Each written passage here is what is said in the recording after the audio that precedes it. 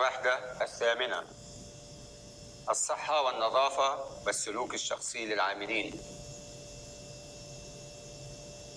تغطي الوحدة ما يلي: 1. أهمية النظافة الشخصية. 2. ملابس العمل. 3. نظافة اليدين. 4. السلوكيات الصحية.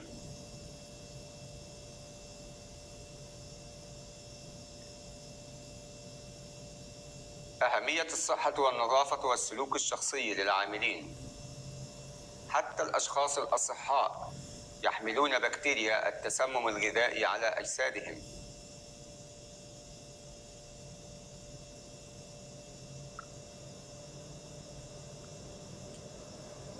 من الممكن أن تنتقل البكتيريا مباشرة من العاملين عند تداول الأغذية، من الأيدي والجلد، من الملابس، من الشعر، بالتدخين، بالعطس والسعال، من الجروح والبثور، ومن الحلي والمجوهرات. لذلك يجب على أي شخص يعمل في مجال الأغذية أن يحافظ على مستوى عال من النظافة الشخصية، والذي سوف ينعكس على مظهره وما يرتديه وسلوكياته ونظافة جسمه. والمستويات العالية من النظافة الشخصية للعاملين تحد من خطر التلوث وتساعد على الوقاية من التسمم الغذائي.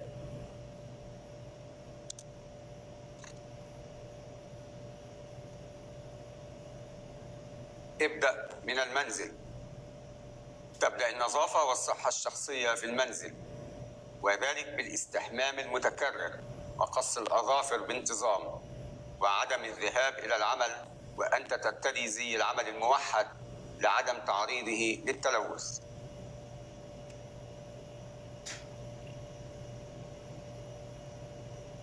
التبليغ عن المرض.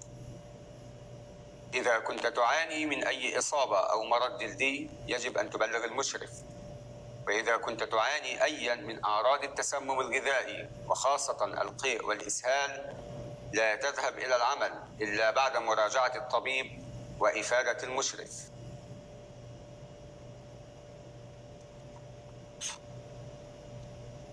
قبل بداية العمل تأكد من أنك لا ترتدي ساعة أو حلي. اخلع الملابس الخارجية وارتدي غطاء الرأس، ثم ملابس العمل الواقية النظيفة التي تغطي كامل الملابس العادية المعرضة لملامسة الغذاء. اغسل وطهر يديك قبل بداية العمل. ملابس العمل. الزي الموحد. ملابس العمل أو الزي الموحد الذي يتم ارتداؤه داخل مناطق التعامل مع الغذاء يستخدم بغرض حماية الغذاء من أجسام العاملين، حيث أنه لا ينبغي أن تلوث أجسام وملابس العاملين الغذاء أو الأسطح المتصلة بالغذاء. ويتم تصميم ملابس العمل أو الزي الموحد تبعاً لنوع الأغذية ونوع العمليات داخل المنشآت الغذائية. الملابس والمعدات الواقية تشمل المآزر، المعاطف الواقية، أغطية الشعر واللحية، الأحذية والقفازات. تذكر دائماً: احتفظ بالأغراض الشخصية والملابس الخارجية خارج مناطق التعامل مع الغذاء. اخلع ملابس العمل عند الخروج خارج أماكن التعامل مع الغذاء.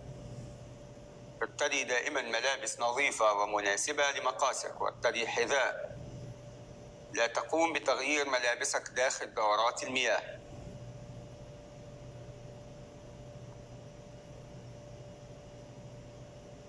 الملابس والمعدات الواقية تشمل المآزر، المعاطف الواقية، أغطية الشعر وأغطية اللحية، الأحذية والقفازات.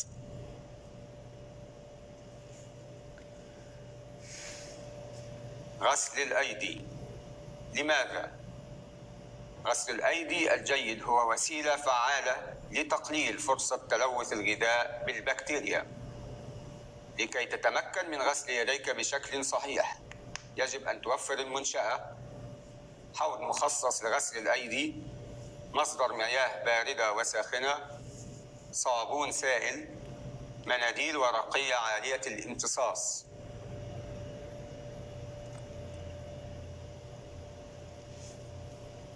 اغسل يديك بانتظام.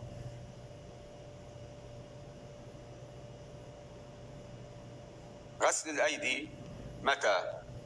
ينبغي غسل الأيدي باستمرار، وبالأخص في الحالات التالية: قبل بداية العمل والتعامل مع الغذاء المطبوخ والجاهز للأكل، وقبل ارتداء القفازات، بعد لمس الوجه أو الشعر ولمس الغذاء غير المطهو أو الني، والعطس أو السعل، وزيارة دورة المياه، الأكل والتدخين، لمس النفايات والغذاء التالف، وبعد عمليات التنظيف.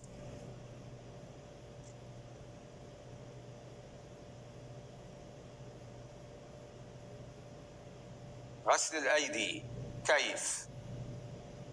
1. تبلل الأيدي جيدا بالماء الدافئ ويستخدم صابونا سائلا. 2. تفرك الأيدي بقوة من 10 إلى 20 ثانية، خاصة الأظافر وأطراف الأصابع. 3. تشطف الأيدي جيدا بالماء. 4. تستخدم المناديل الورقية عالية الامتصاص لتجفيف الأيدي تماما.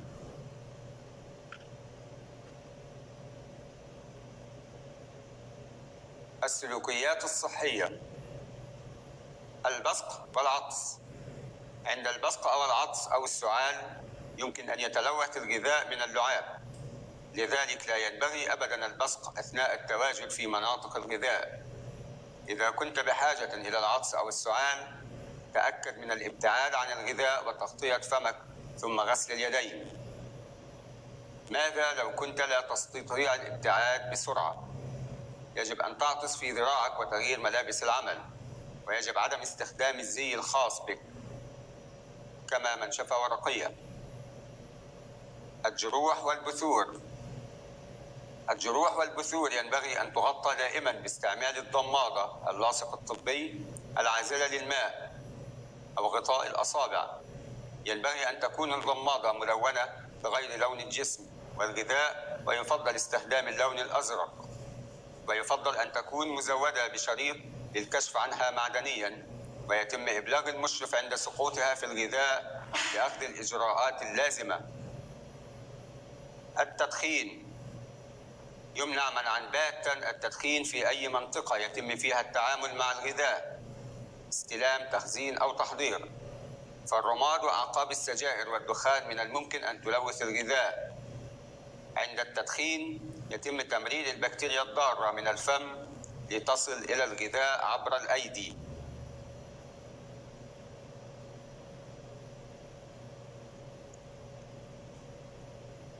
القفازات: تستخدم القفازات ذات الاستخدام الواحد كوسيلة للحفاظ على سلامة الغذاء، ولكن القفازات غير النظيفة وغير السليمة من الممكن أن تتسبب في تلوث الغذاء بقدر أكبر من الأيدي غير النظيفة.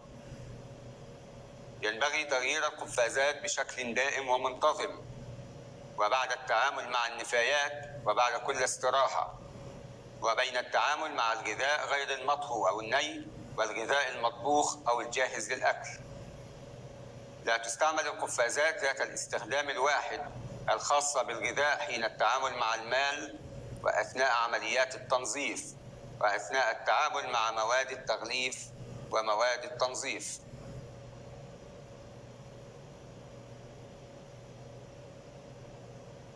العادات السيئة والسلوك غير الصحي.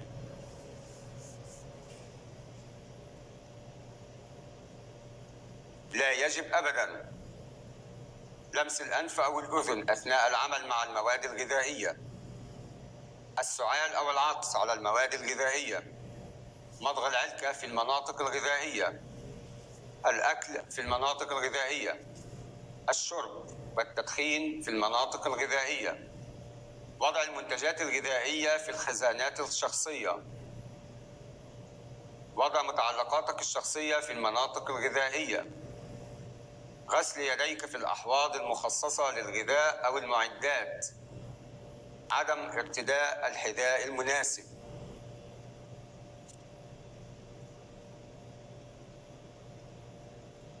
العادات السيئة والسلوك غير الصحي. استخدام الأحواض المخصصة لغسل الأيدي لغرض غسل الأواني والأدوات والغذاء. غسل الأيدي في الأحواض المخصصة لغسل الأواني أو الغذاء. بل الأصابع أو النفخ لفتح الأكياس. تذوق الغذاء بالأصابع. استخدام ملعقة واحدة لأكثر من صنف دون تبديلها أو غسلها وتطهيرها. حمل ومسك الأواني والأكواب من الجزء الداخلي. حك الرأس أو البثور. دخول دورات المياه بملابس العمل الواقية.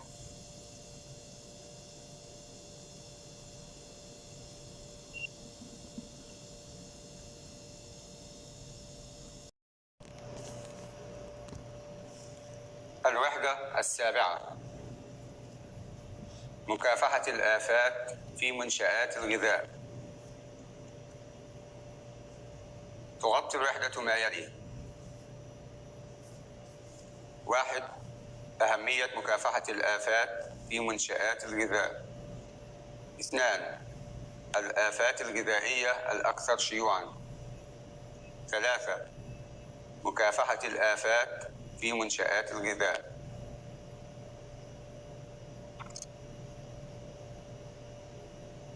أهمية مكافحة الآفات.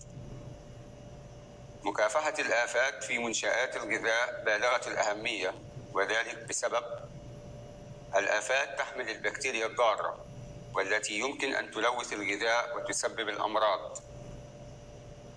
ويمكن أن يتلوث الغذاء من شعر وفضلات وبول الآفات. يمكن للآفات إلحاق أضراراً شديدة للمباني والتجهيزات. الآفات الأكثر شيوعاً في منشآت الغذاء: الفئران والجرذان، الصرصور، الذباب، الطيور. آفات المنتجات المخزنة: الفئران والجرذان. الجرذان والفئران هي القوارض الأكثر شيوعاً في كل من منشآت الغذاء، وتحمل هذه القوارض البكتيريا المسببة للأمراض، وتتغذى بسهولة على المواد الغذائية المتوفرة في منشآت الغذاء.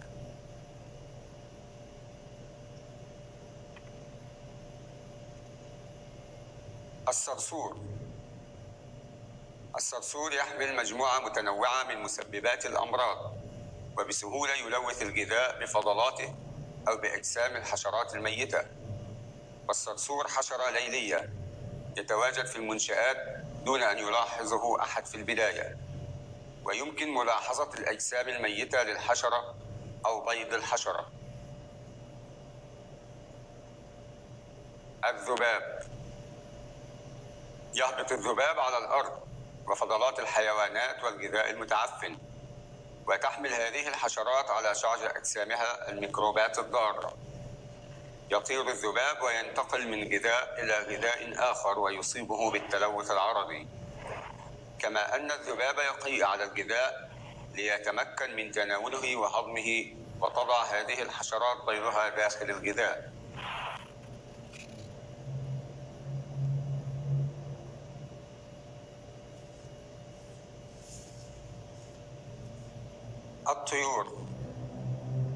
الطيور مثل الحمام والعصافير تصل إلى مناطق التخزين والمستودعات، وخاصة في مصانع الأغذية والمخابز، من خلال النوافذ غير المحمية وفتحات التهوية.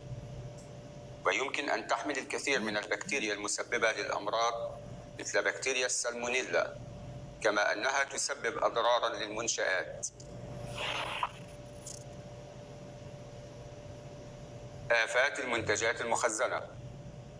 آفات المنتجات المخزنة يمكن العثور عليها في المواد الغذائية الجافة مثل الدقيق والحبوب والمكسرات والتوابل، وهي تشمل أنواع من الخنافس والسوس ويرقاتها. وعلى الرغم من أن معظم هذه الحشرات لا تحمل بالضرورة مسببات الأمراض، إلا أنها تجعل الغذاء غير مرغوبا فيه وتمثل مصدرا للإزعاج. طريقة مكافحة الآفات: حفظ أماكن العمل الخارجية والداخلية نظيفة ومرتبة يعتبر أهم وسيلة لمكافحة الآفات في منشآت الغذاء. قواعد بسيطة لمكافحة الآفات: إبقاء الأبواب والنوافذ غير المستخدمة مغلقة، الحفاظ على نظافة المبنى، الحفاظ على منطقة تجميع النفايات نظيفة ومرتبة، معالجة الانسكاب للسوائل سريعاً، تخزين المواد الغذائية بعيداً عن الأرضيات، تخزين المواد الغذائية في عبوات محكمة الغلق، الإبلاغ عن ملاحظة وجود الآفات سريعاً.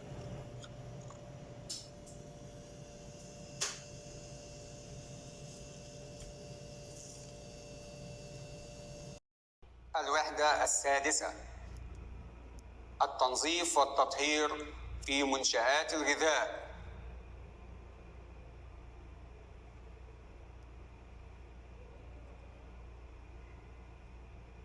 تغطي الوحدة ما يلي: 1. أهمية التنظيف والتطهير في منشآت الغذاء. 2. مواد التنظيف والتطهير. 3. خطوات التنظيف والتطهير. 4. نظف حيثما كنت. 5. جداول التنظيف. 6. التخلص من النفايات.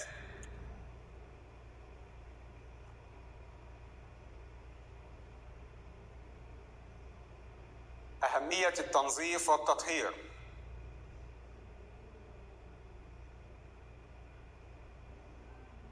أهمية التنظيف والتطهير في منشآت الغذاء.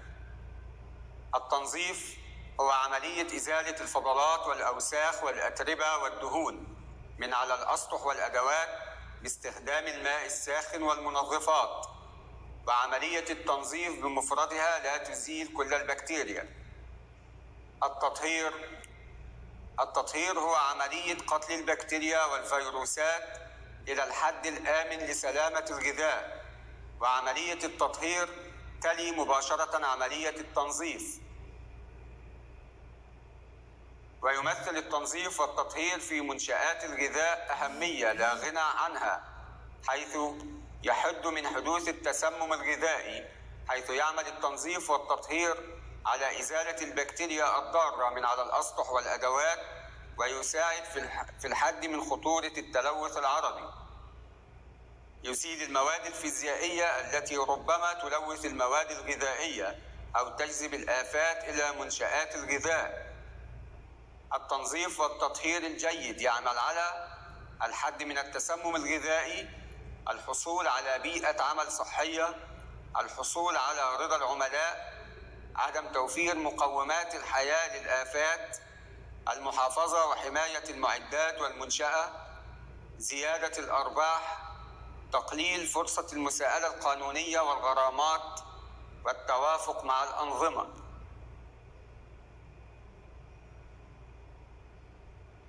مواد التنظيف والتطهير.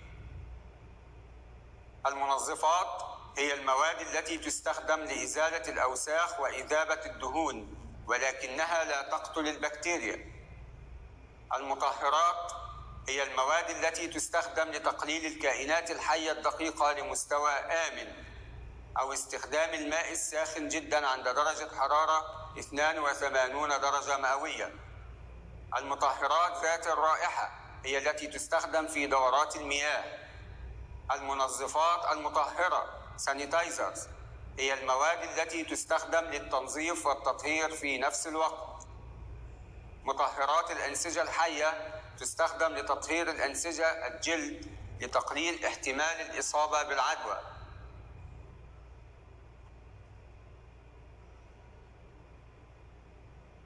خطوات التنظيف والتطهير. الخطوات الأساسية لتنظيف وتطهير الأسطح المتصلة بالغذاء بفاعلية: 1.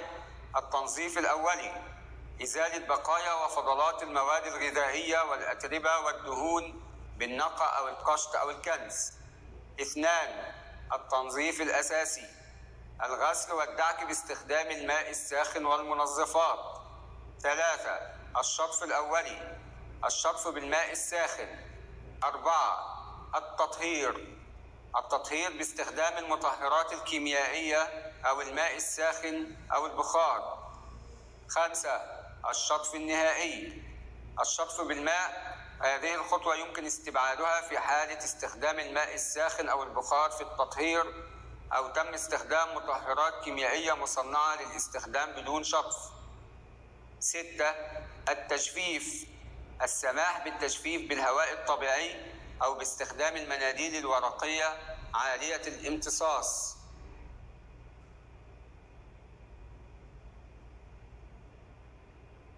طريقة التنظيف والتطهير اليدوي باستخدام الحوض الثلاثي.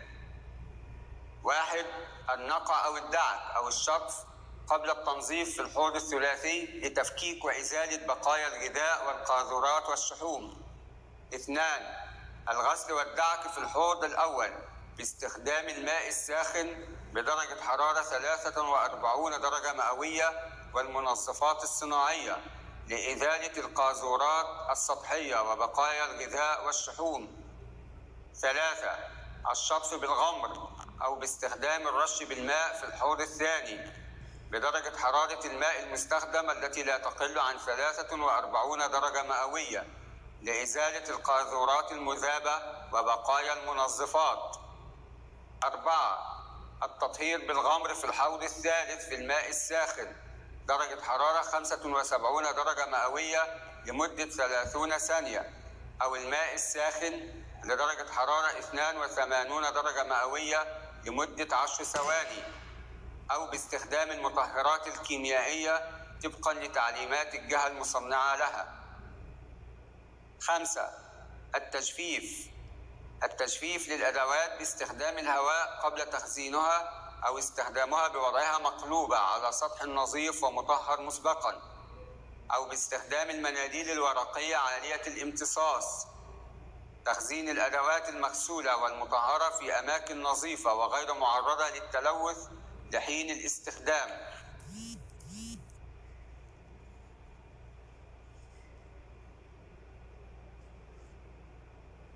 ما هي الأسطح التي يجب تطهيرها؟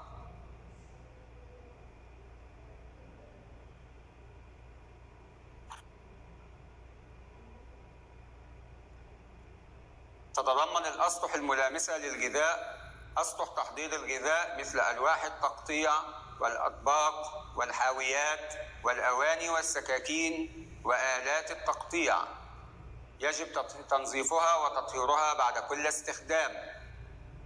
الأسطح الملامسة لليدين تشمل مقابض الأبواب والأدراج والأفران والصنابير وما إلى ذلك، يجب تنظيفها وتطهيرها بانتظام. يجب تنظيف الأسطح غير الملامسة للأكل مثل الأرضيات والجدران بانتظام. تذكر، يجب اتباع تعليمات مصنعي المواد الكيميائية لطريقة الاستخدام والتحضير. يجب ارتداء الملابس الواقية والقفازات عند الضرورة. يجب أن لا يتعرض الغذاء لمخاطر التلوث الكيميائي أثناء عمليات التنظيف أو من طريقة تخزين المواد الكيميائية. تنظيف وتطهير وتجفيف معدات التنظيف والتطهير بعد الاستخدام. ابدأ التنظيف من الأماكن الأقل خطورة، مناطق الغذاء المطبوخ والجاهز للأكل، إلى الأماكن شديدة الخطورة، مناطق الغذاء غير المطهو أو الني. ابدأ التنظيف من أعلى إلى أسفل. حضر كميات من مواد التنظيف والتطهير جديدة لكل عملية تنظيف وتطهير. اغسل يديك جيداً بعد عمليات التنظيف. افصل بين المعدات والأدوات التي تستخدم في تنظيف مناطق الغذاء والتي تستخدم لدورات المياه.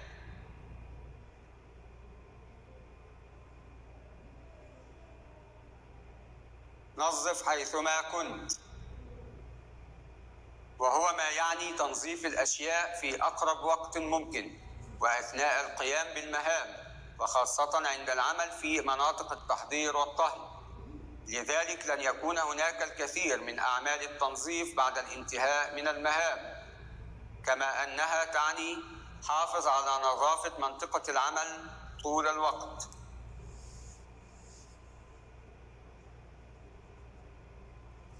جداول التنظيف والتطهير.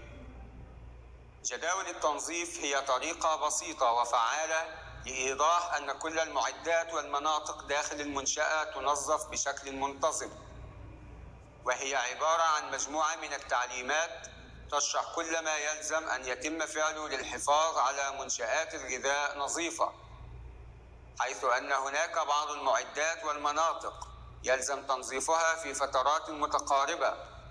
هناك بعض المعدات والمناطق الأخرى لا يلزم تنظيفها في فترات متقاربة، مثل الأرضيات، والتي يلزم تنظيفها بشكل يومي، بينما الأسقف يلزم تنظيفها بشكل شهري، وهكذا. فمدير المنشأة أو الشخص المسؤول هو من يضع جدول مكتوب للنظافة في المكان، على أن يوضح من خلاله طريقة ومعدل التنظيف للمعدات والمناطق، كما يحدد من هو المسؤول عن مهمة التنظيف. وعلى كل العاملين في المنشأة التقيد التام بهذه الجداول.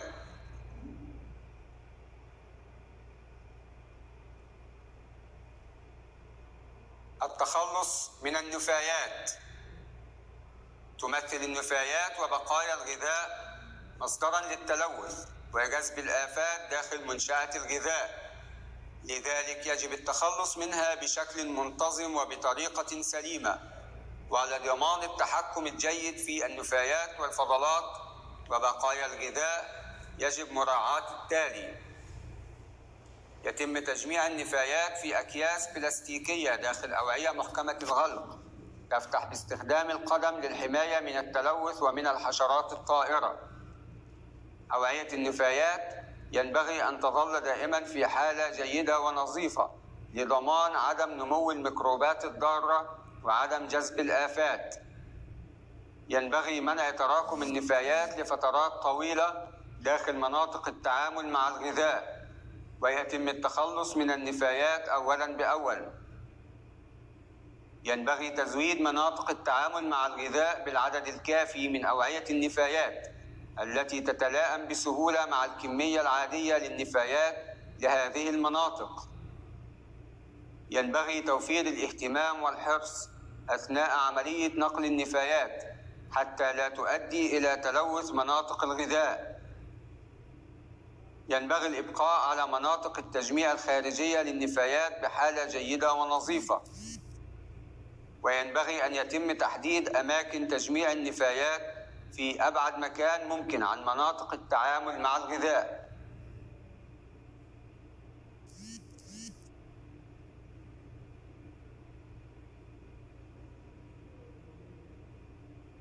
تخزين النفايات والتخلص الآمن منها.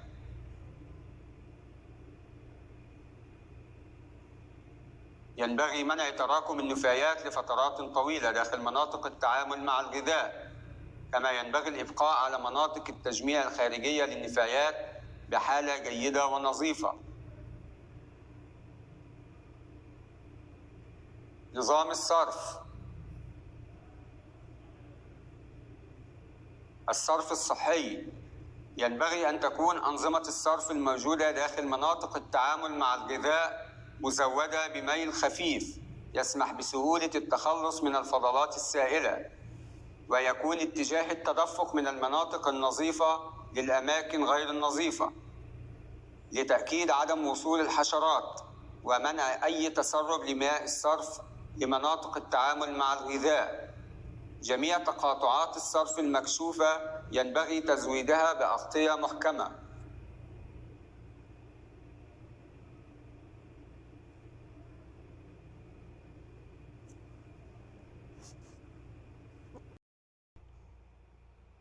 الوحدة الخامسة: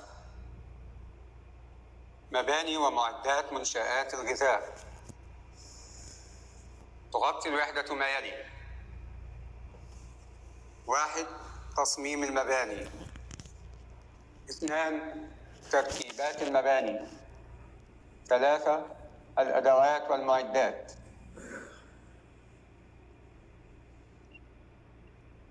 تصميم المباني.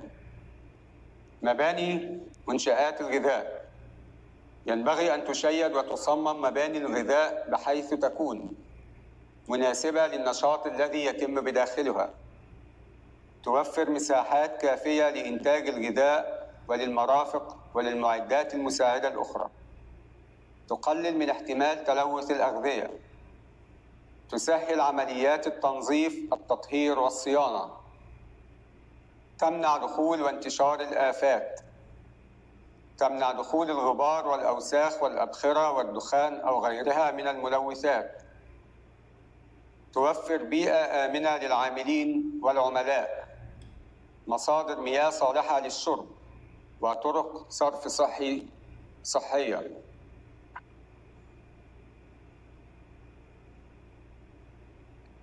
ينبغي تخطيط مباني الغذاء بحيث يراعي التخطيط تدفق الغذاء في اتجاه واحد إلى أقصى حد ممكن من استلام، تخزين، تحضير، طهي، عرض أو خدمة. يتم توفير مساحات كافية للتحضير والتخزين وغسل الأواني والمعدات وتخزين الأواني والمعدات النظيفة. يتم فصل المناطق غير المخصصة للغذاء مثل منطقة تغيير الملابس أو المراحيض، يتم فصلها تماماً من مناطق الغذاء.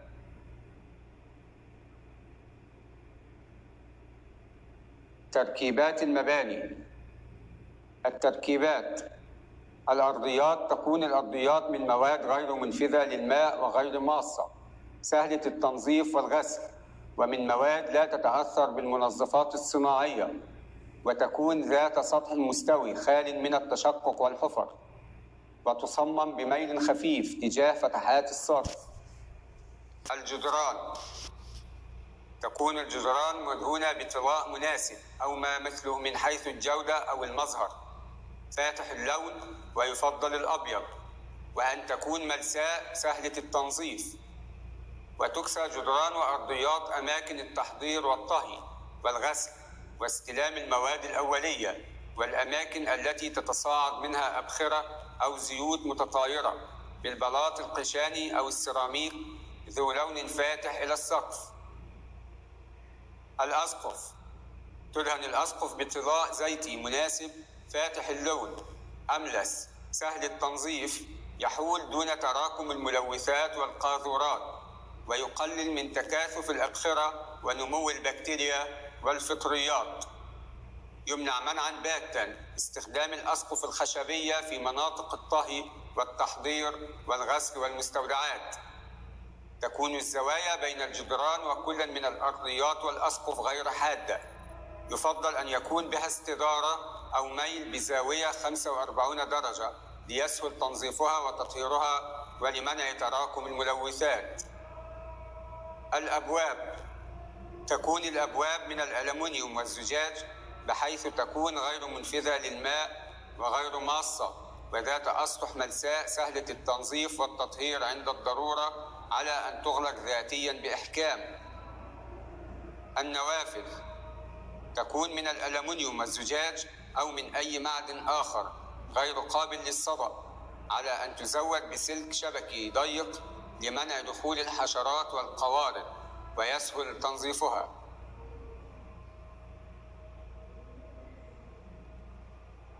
التهوية: يكون المبنى جيد التهوية لمنع ارتفاع درجة الحرارة داخله وضمان عدم تكاثف الأبخرة أو تراكم الأتربة، ويتم ذلك بتركيب مراوح شفط ومراوح كهربائية يتناسب عددها وتصميمها مع مساحة المكان وكمية الأبخرة به، أو يكون المبنى مكيف الهواء.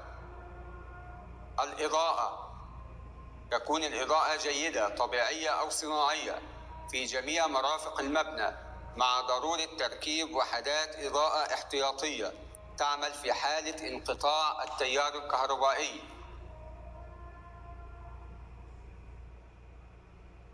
معدات التعامل مع الغذاء: ينبغي أن تكون المعدات والعبوات التي تلامس الغذاء مصنوعة من مواد ليس لها تأثير سام عند استخدامها، وأن تكون شديدة التحمل ومقاومة للتآكل وقابلة للنقل، أو يمكن فكها بما يسمح بصيانتها وتنظيفها وتطهيرها وتسهيل التفتيش على الآفات التي قد تصيبها، وينبغي أن تكفي للطاقة الإنتاجية للمنشأة.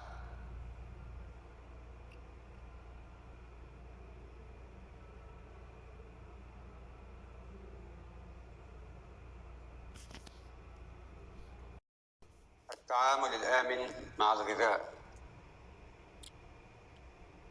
تغطي الوحدة ما يلي: 1. شراء المنتجات الغذائية. 2. نقل المنتجات الغذائية. 3. استلام المنتجات الغذائية. 4. تخزين المنتجات الغذائية.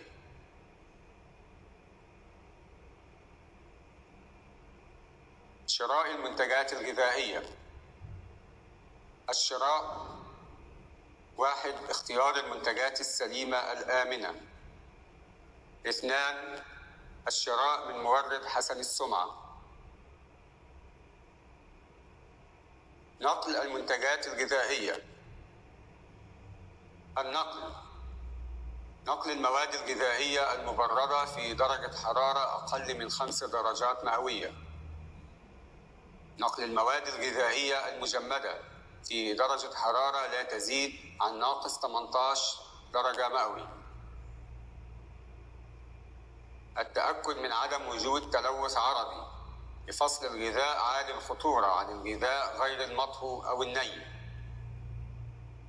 الحفاظ على حالة ونظافة سيارة النقل والعبوات. التأكيد على الاهتمام بالنظافة الشخصية للسائق.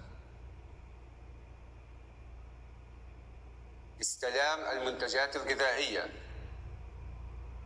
الاستلام: فحص المنتجات المستلمة للتأكد من نظافة سيارة النقل والعبوات،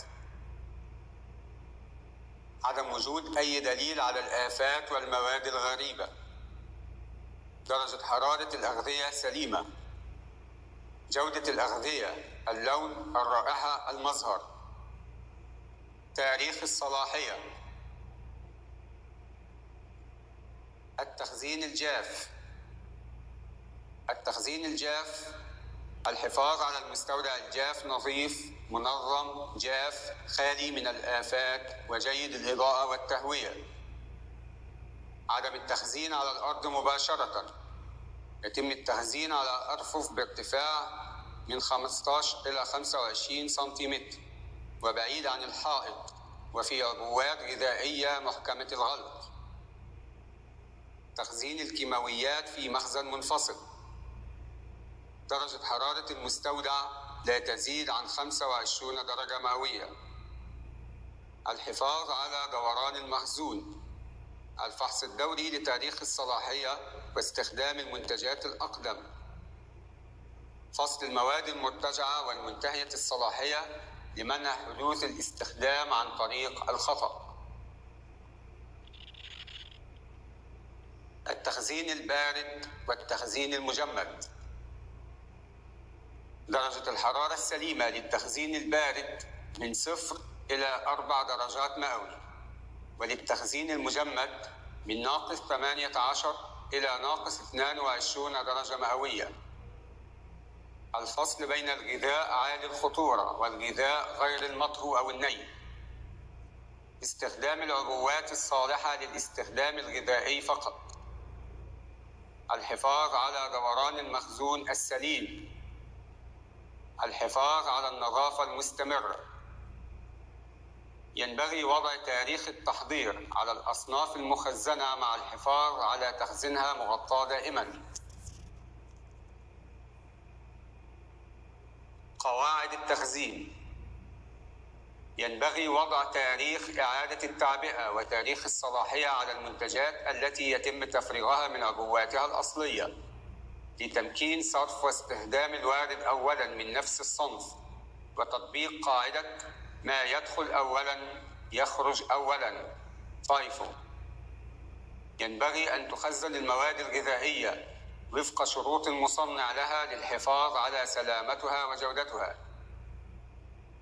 لا تستخدم أي مواد غذائية بعد انتهاء تاريخ الاستخدام حسب على الملصق حتى لو كانت رائحته جيدة. التواريخ الأفضل قبل تتعلق بالجودة أكثر من الأمان. عندما ينفذ التاريخ لا يعني ذلك أن الطعام سيكون ضاراً، ولكنه قد يفقد نكهته وملمسه.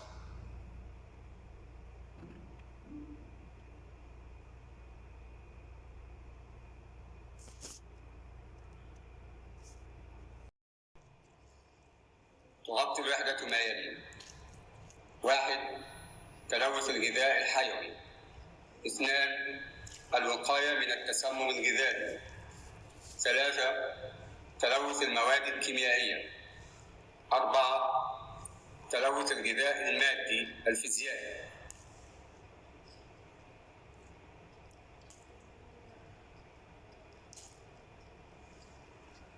التلوث الميكروبي: وجود أحياء دقيقة أو سمومها على سطح الغذاء أو بداخله نتيجة لإنتاج الغذاء أو تصنيعه أو حفظه أو تحضيره أو معاملته أو تعبئته أو تغليفه أو نقله أو الاحتفاظ به بطريقة غير صحية وغير آمنة.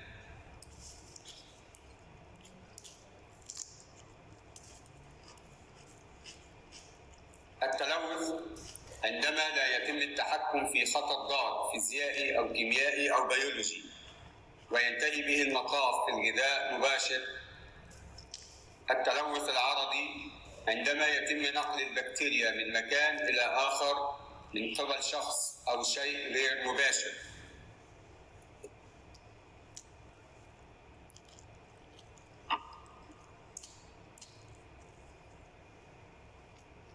البكتيريا: من بين كل الميكروبات تعتبر البكتيريا الأخطر على سلامة الغذاء، وهي أكبر مسبب للتسمم الغذائي. والبكتيريا هي كائنات مجهرية لا ترى بالعين المجردة ووحيدة الخلية، تستطيع النمو والتكاثر بسرعة عالية عند توافر الظروف المثالية لها. تستطيع البكتيريا النمو والتكاثر داخل الغذاء، ويمكن لبعض أنواع البكتيريا إنتاج وإفراز سموم داخل الغذاء. وتمثل البكتيريا خطراً حين تواجدها بكميات كبيرة أو تواجد سمومها داخل الغذاء.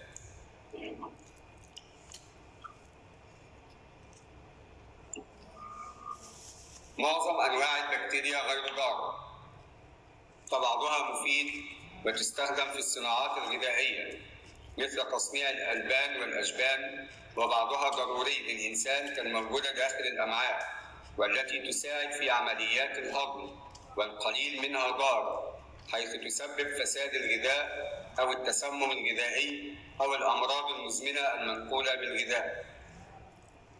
البكتيريا الممرضة لا تؤثر على المواد الغذائية، لذلك لا يمكن أبداً التعرف على الغذاء الذي يحتوي على بكتيريا ممرضة عن طريق تغير رائحة أو لون أو طعم أو ملمس الغذاء.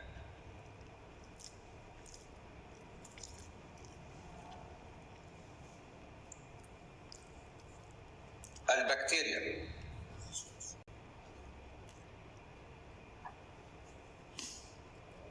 أين تتواجد البكتيريا؟ البكتيريا موجودة في كل مكان، ومصادر البكتيريا: الغذاء غير المطهو أو الني كالخضروات، اللحوم، الأسماك، الدجاج، البيض والألبان. الآفات في النفايات ومياه الصرف، التربة، الغبار والأتربة، المياه الملوثة. الإنسان على جلد الإنسان أو في الأذان أو الأنف، الحلق والشعر، وأيضاً بكميات كبيرة في أمعاء الإنسان سواء كان مريض أم لا.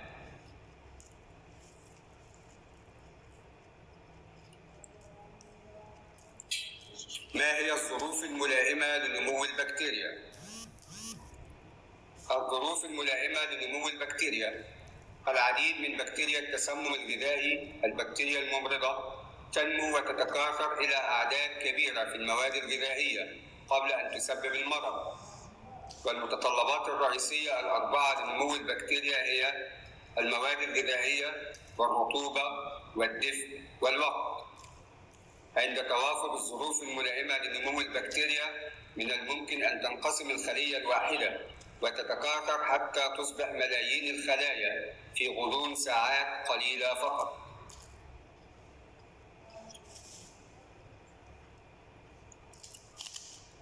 الظروف الملائمة لنمو البكتيريا. المواد الغذائية. المواد الغذائية التي تستطيع البكتيريا الممرضة أن تنمو وتتكاثر عليها هي عادة ما تكون المواد الغذائية ذات القيمة الغذائية العالية، وتشمل اللحوم والدواجن والأسماك وخاصة المحار، والأرز المطبوخ والمكرونة ومنتجات الألبان والبيض، وأيضا أي مواد غذائية تحتوي على هذه المواد كمكونات مثل فطائر اللحم والسندوتشات والمرق والسلطة إلى آخره. تستطيع البكتيريا الممرضة النمو في كل من المواد الغذائية غير المطهية أو النيئة والأغذية المطهية أو الجاهزة للأكل، والعديد من المواد الغذائية غير المطهية أو النيئة وخصوصا اللحوم والدواجن تحتوي على البكتيريا الممرضة، ويتم طهي معظم هذه المواد الغذائية قبل الاستهلاك. الطهي الجيد يستطيع القضاء على البكتيريا الممرضة مما يجعل الغذاء صالحا للأكل. لذلك فإن تناول واستهلاك المواد الغذائية التي لم يتم طهوها أو معالجتها بالمطهرات قد تؤدي إلى التسمم الغذائي.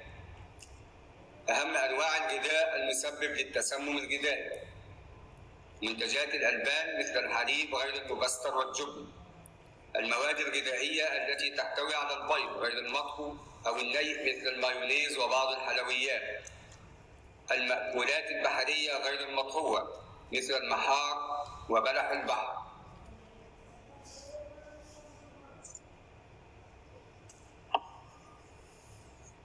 الظروف الملائمة لنمو البكتيريا. الرطوبة. معظم المواد الغذائية تحتوي بشكل طبيعي على رطوبة كافية لتوفر للبكتيريا المياه التي تحتاجها من أجل أن تنمو.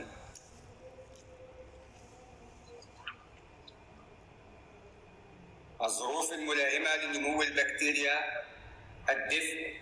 درجة الحرارة. معظم البكتيريا الممرضة تفضل الدفء، فتستطيع أن تنمو في درجات حرارة تتراوح بين 5 درجات إلى 65 درجة مئوي، ويشار إلى هذا النطاق الحراري بالنطاق الحراري الخطر، وتكون درجة الحرارة المثالية لنمو معظم أنواع البكتيريا الممرضة هي حوالي 37 درجة مئوية.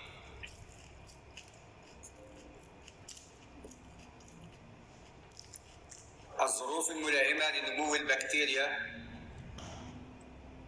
في الظروف المثالية أي في المواد الغذائية الرطبة عند 37 درجة مئوي تستطيع البكتيريا النمو، حيث تنقسم الخلية الواحدة وتتكاثر كل 20 دقيقة حتى تصبح ملايين الخلايا في غضون ساعات قليلة فقط.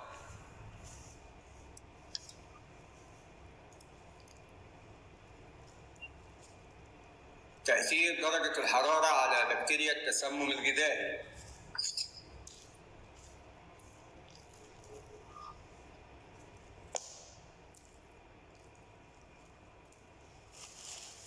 تأثير درجات الحرارة على بكتيريا التسمم الغذائي. يختلف تأثير الحرارة على نمو وتكاثر البكتيريا المسببة للأمراض كالتالي: في ثلاجات التجميد، حيث تكون درجة الحرارة من -12 إلى -22 درجة مئوية، تكون البكتيريا في حالة سكون لا تموت. في ثلاجات التبريد، حيث تكون درجة الحرارة من 0 إلى 5 درجات مئوية، تنمو البكتيريا نمواً بطيئاً. في النطاق الحراري الخطر، حيث درجة الحرارة من 5 درجات إلى 65 درجة مئوية، تستطيع البكتيريا النمو والتكاثر بشكل سريع. في وحدات الحفظ الساخن للغذاء، حيث تكون درجة الحرارة من 65 إلى 75 درجة مئوية، تتوقف الوظائف الحيوية للبكتيريا وتبدأ في الموت. عند الطهي، حيث تكون درجات الحرارة أعلى من 75 درجة مئوية، تموت معظم بكتيريا التسمم الغذائي.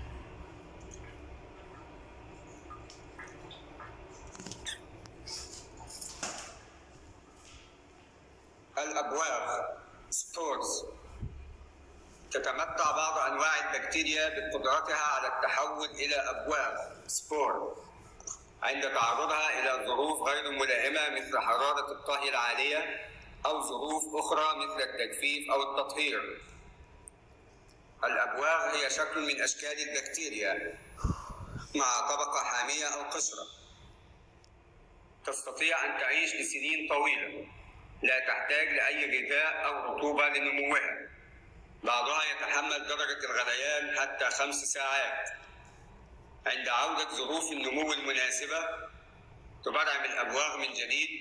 عملية تشكل الأبواغ تؤدي إلى فرز بعض أنواع السموم التوكسينات.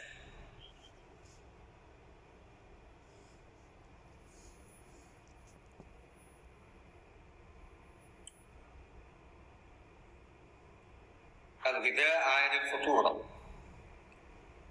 الغذاء عالي الخطورة هو غذاء جاهز للاستهلاك ويدعم تكاثر البكتيريا المسببة للأمراض. غذاء رطب وله محتوى بروتيني عالي، ولا توجد عمليات حرارية أو تطهير للقضاء على البكتيريا التي تصل إليه، لذلك فهو عالي الخطورة. معظم الغذاء عالي الخطورة هو الغذاء المطهي، والذي يجب أن يكون محمي من التلوث، وقد يتطلب تخزينا مبردا أو مجمدا أو حفظا ساخنا في درجة حرارة أعلى من 65 درجة مئوي لمنع البكتيريا من التكاثر. وعادة ما يتم تخزين الغذاء عالي الخطورة في الجزء العلوي من الثلاجة، ويجب دائما أن يبقى منفصل عن الغذاء غير المطهو أو الني. أمثلة للغذاء عالي الخطورة: اللحوم والدواجن المطهية، المنتجات التي يدخل بها اللحوم مثل فطائر اللحم والمعجنات والمرق، منتجات الألبان مثل الحليب، القشطة المصنعة، الكاستر، والمنتجات التي تحتوي على الحليب غير المبستر، المأكولات البحرية مثل المحار وبلح البحر والجمبري، الأطباق النشويات بما في ذلك الأرز المطبوخ، المعكرونة والكسكسي.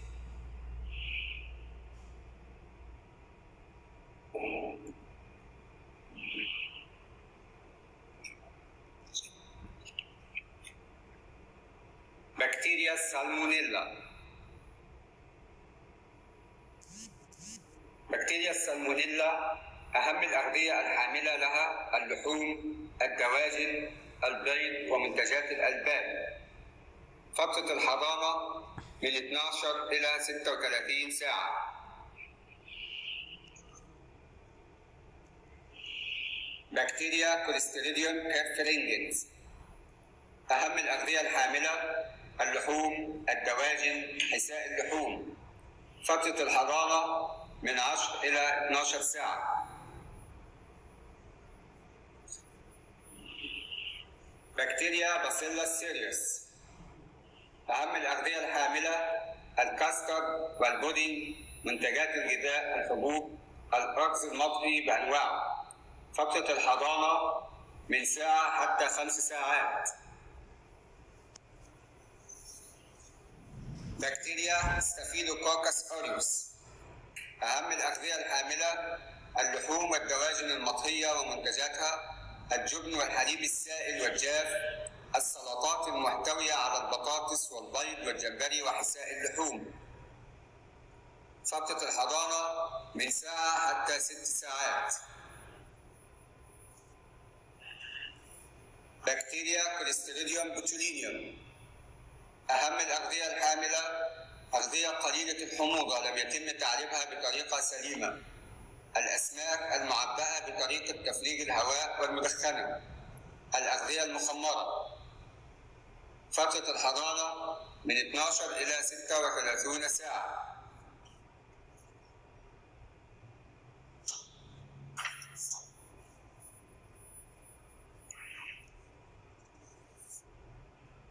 الفيروسات. الفيروسات ثاني أكبر مسبب للتسمم الغذائي بعد البكتيريا، وهي أصغر من البكتيريا. تحمل الفيروسات على الغذاء والماء، ولكنها على خلاف البكتيريا لا تحتاج إلى الغذاء والرطوبة. المصدر الرئيسي للفيروسات هو المصارف والمياه الملوثة، وتستطيع الفيروسات أن تلوث أي نوع من الغذاء، وهي في الغالب مرتبطة بالتالي: المياه، الأصناف البحرية، الخضروات غير المطهوة أو النية، الانتقال من إنسان لآخر عن طريق من البراز إلى الفم. والفيروسات لا تتأثر بالتبريد والتجميد. أهم أنواع الفيروسات المسببة للأمراض والتي تنتقل بالغذاء: التهاب الكبد الوبائي ألف، والنوروفيروس الذي يسبب التهاب للمعدة والأمعاء.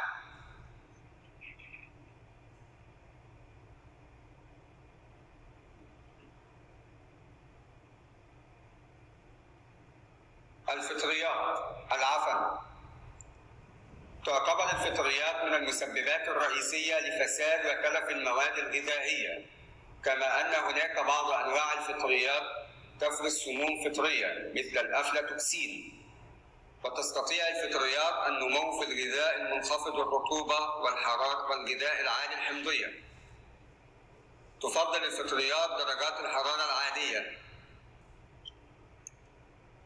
درجة حرارة الغرفة، ولكنها تستطيع النمو في درجات الحرارة المنخفضة جدا أقل من 0 درجة مئوية.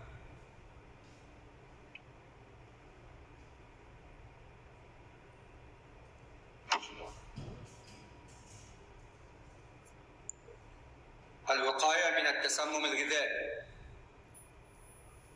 للوقاية من التسمم الغذائي الناتج عن التلوث الميكروبي ينبغي التحكم بالمخاطر الثلاثة الآتية: 1. تلوث الغذاء. 2. تكاثر الميكروبات في الغذاء. 3. بقاء الميكروبات حية في الغذاء، وذلك ما يعرف بكسر سلسلة التسمم الغذائي عبر الحد من التلوث عن طريق إزالة مصادر التلوث وقطع طرق التلوث، والحد من تكاثر الميكروبات وعدم السماح للميكروبات بالبقاء على قيد الحياة.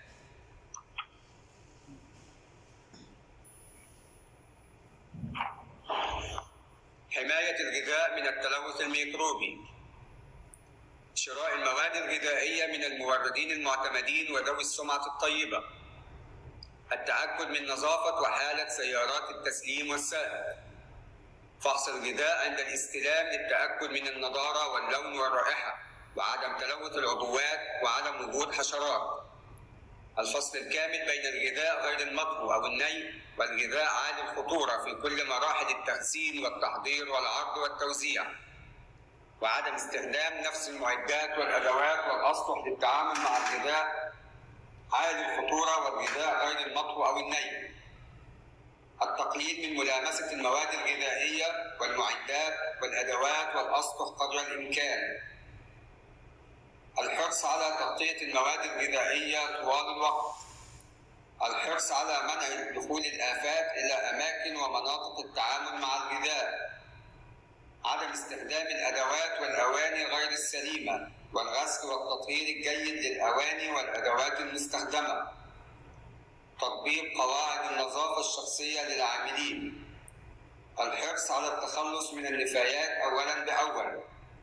عدم السماح للعاملين المرضى بالعمل.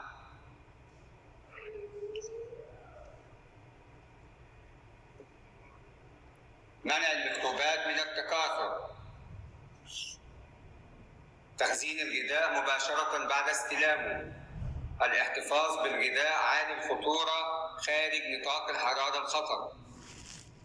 تقليل زمن التحضير في درجة حرارة الغرفة لأقل ما يمكن.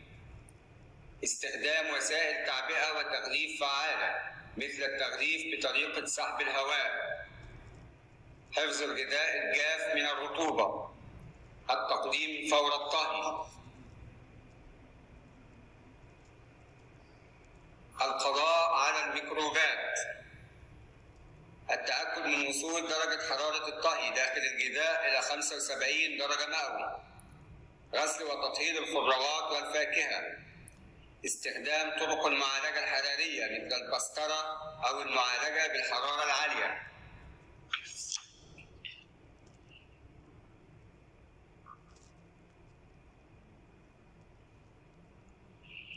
التلوث الكيميائي.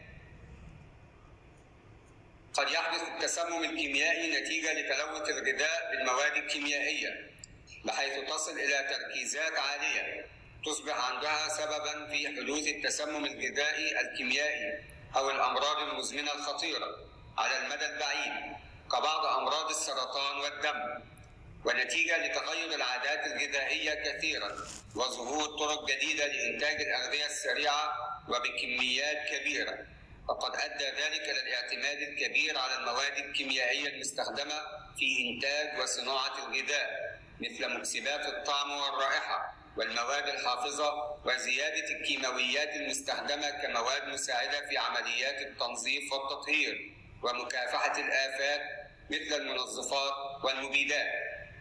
كل ذلك أدى إلى زيادة معدلات التلوث الكيميائي، مع الأخذ في الاعتبار استحالة إزالة كل مصادر التلوث الكيميائي.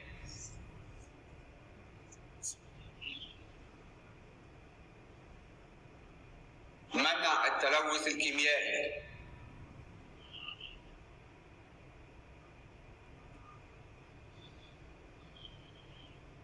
منع التلوث الكيميائي في منشآت الغذاء.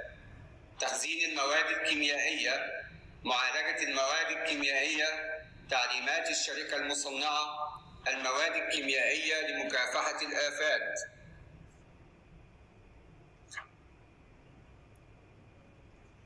تخزين المواد الكيميائية. يفضل الاحتفاظ دائما بمخزون المواد الكيميائية أقل ما يمكن لتجنب مشاكل تخزين هذه المواد. دائما تخزن المواد الكيميائية منفصلة عن الغذاء، عن المعدات، أدوات الطعام، وعن المواد التي تستعمل أو تستخدم لمرة واحدة فقط. يفضل أن تخزن المواد الكيميائية في خزانات خاصة. لا يجب أن توضع المواد الكيميائية في عبوات لا تحمل بيانات وتعريف بالمواد الكيميائية.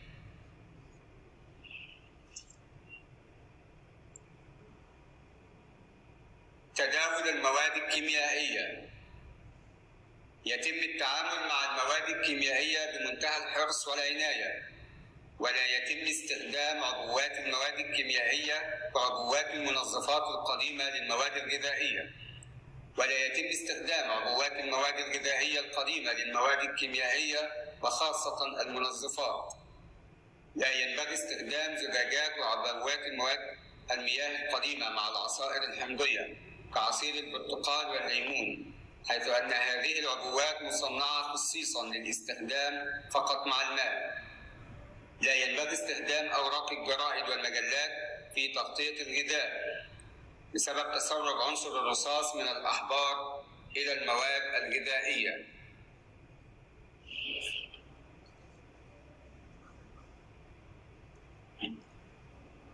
لا ينبغي الطهي أو تخزين الغذاء لفترات طويلة في أواني الطهي المصنوعة من النحاس أو الألمنيوم.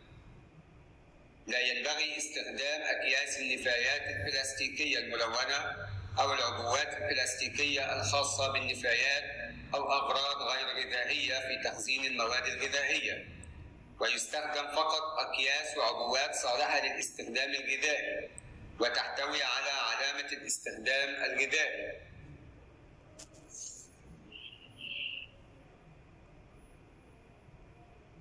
تعليمات المصنع.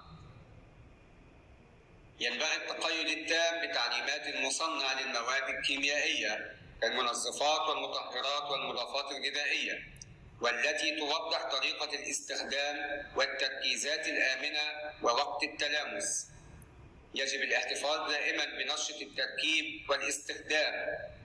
كل المواد الكيميائية المستخدمة يجب أن تكون مصنوعة للاستخدام في مناطق التعامل مع الغذاء.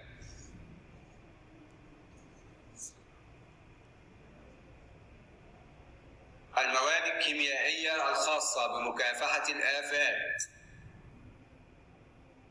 عند استخدام المواد الكيميائية الخاصة بمكافحة الآفات والحشرات مثل الطعوم والبخاخات داخل مناطق التعامل مع الغذاء، ينبغي الحرص على استخدامها بعيداً عن الغذاء والعبوات والمعدات والأسطح التي تلامس الغذاء. يجب حماية الغذاء بالتغطية أو بالوضع في وحدات العرض والحفظ المناسب.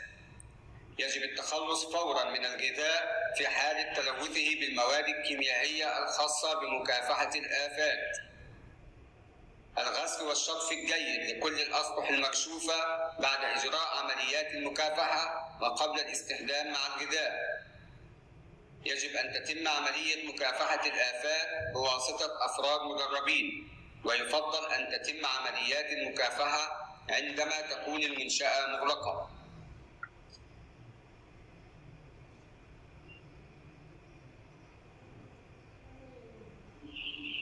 التلوث الفيزيائي. يعتبر التلوث الفيزيائي هو المسؤول الأول عن الإصابات من الأغذية غير الآمنة، وهو ينتج عن أجسام غريبة يمكن تمييزها باللمس أو النظر، وغالباً ما تكون مواد غير غذائية.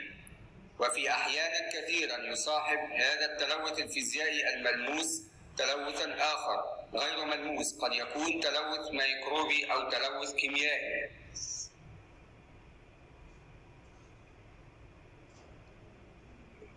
منع التلوث الفيزيائي.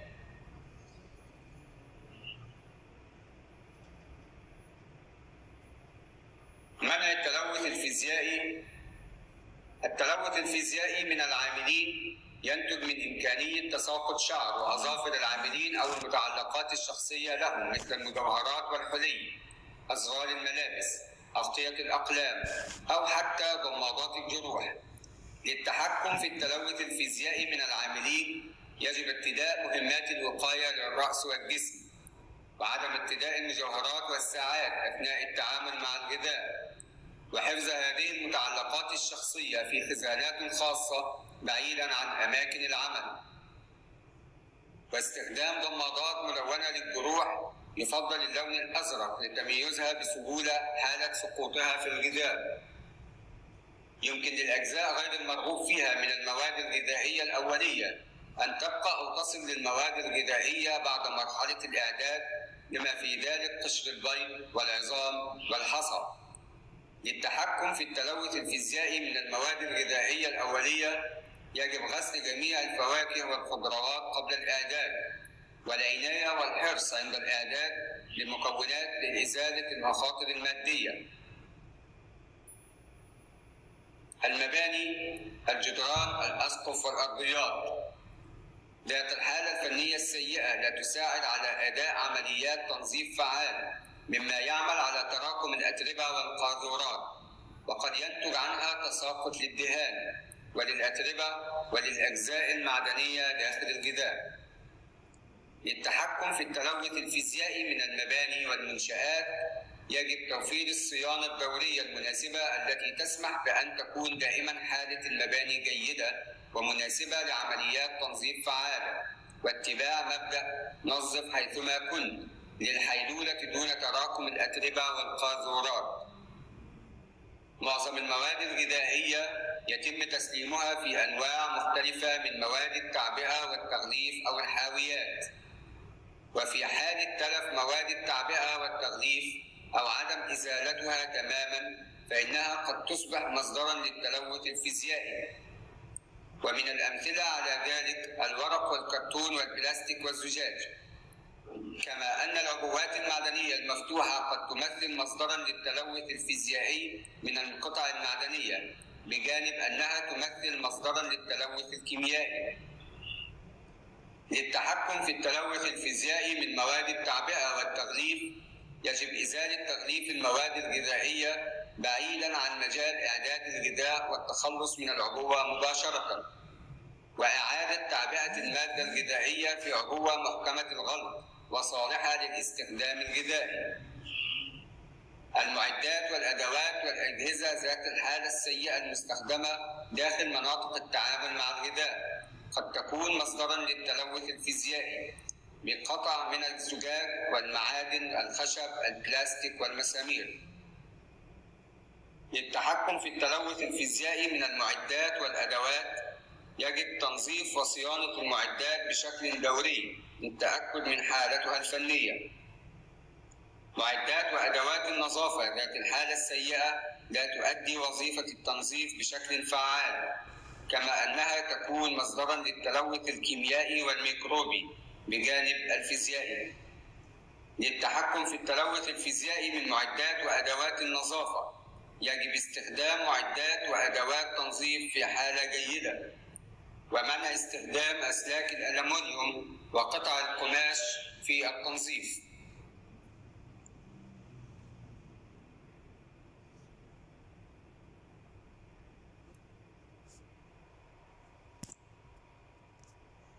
منع التلوث الفيزيائي. آفات الغذاء.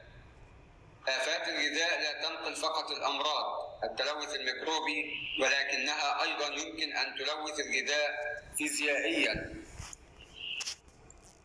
عن طريق بيض ويرقات الحشرات وفروة الآفات والأجسام الميتة والروث.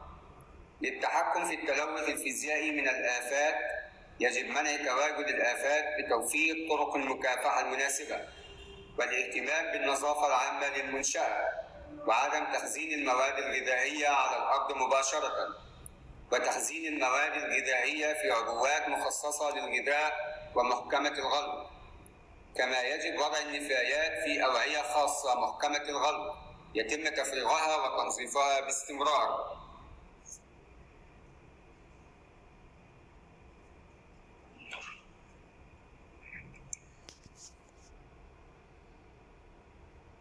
التثقيف الصحي في منشآت الغذاء.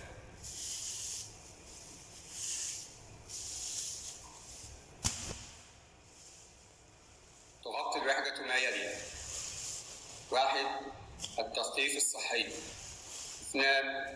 الرقابة الصحية في منشآت الغذاء. 3. الرقابة الصحية الذاتية في منشآت الغذاء. 4. نوع ومستوى التثقيف الصحي. 5. التثقيف الصحي الإنعاشي.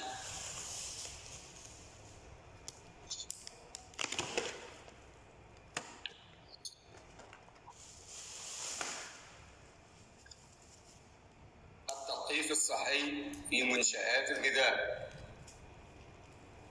مجموعة من المعلومات والمعارف المبسطة المستمدة من حقائق علمية واشتراطات صحية لتعريف العاملين في منشآت الغذاء، للتعرف على الأخطار الكامنة في بيئة العمل، للمساعدة في تغيير السلوك والعادات الخاطئة عن طريق زيادة معرفتهم بالممارسات الصحية السليمة.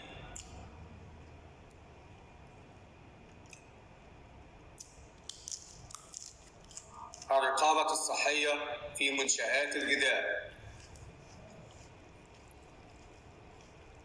الرقابة الصحية في منشآت الغذاء الإجراءات الميدانية والإدارية التي تعني بمراقبة تصنيع وبيع وتداول الغذاء بالمنشآت الغذائية لضمان سلامته، ومتابعة المنشآت للتأكد من استيفائها للاشتراطات الصحية التي يشرف عليها الجهاز المتخصص المفوض بذلك.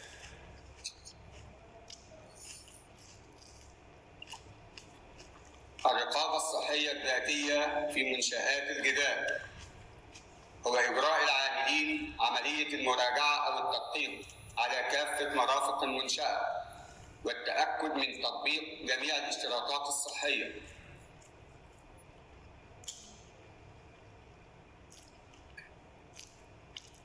نوع ومستوى التثقيف الصحي. لن يحتاج جميع العاملين إلى نفس المستوى من التعليم أو التثقيف الصحي أو الإشراف، حيث يعتمد ذلك على العمل الذي يقومون به ونوع النشاط. فئة العمال تحتاج للمعلومات والمهارات الأساسية المطلوبة للعمال قبل أن يعملوا في أماكن العمل، والعمال يحتاجون إلى التثقيف الصحي التعريفي والتثقيف الصحي التوعوي. فئة المشرفين تحتاج المعلومات والمهارات اللازمة المطلوبة من المشرفين قبل الإشراف في أماكن العمل.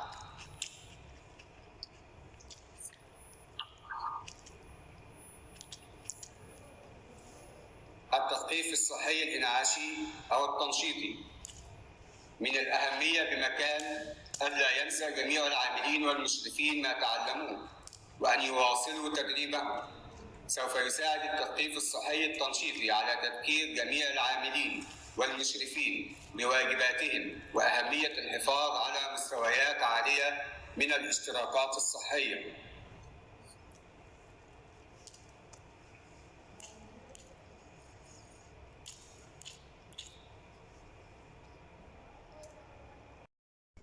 الوحدة الأولى: أهمية سلامة وصحة الأغذية.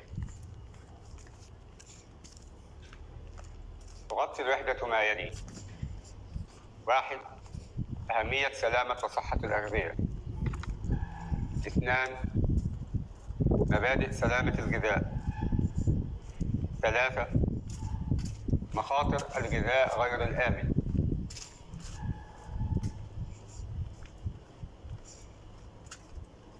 أهمية سلامة وصحة الأغذية. الغذاء هو العامل المشترك الذي لا يستغني عنه أي كائن حي، ومن حق كل إنسان أن يتوقع أن تكون الأغذية التي يتناولها سليمة وصالحة للاستهلاك. وأنت كمتعامل مع الغذاء تقوم بدور هام جدا في حماية المستهلكين من الأضرار التي من الممكن أن يسببها الغذاء.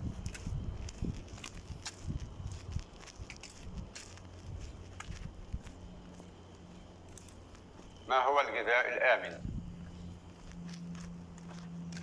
الغذاء الآمن السليم هو الغذاء الخالي من الملوثات والمخاطر، والذي لا يسبب أذى أو ضرر أو مرض للإنسان على المدى البعيد أو القريب.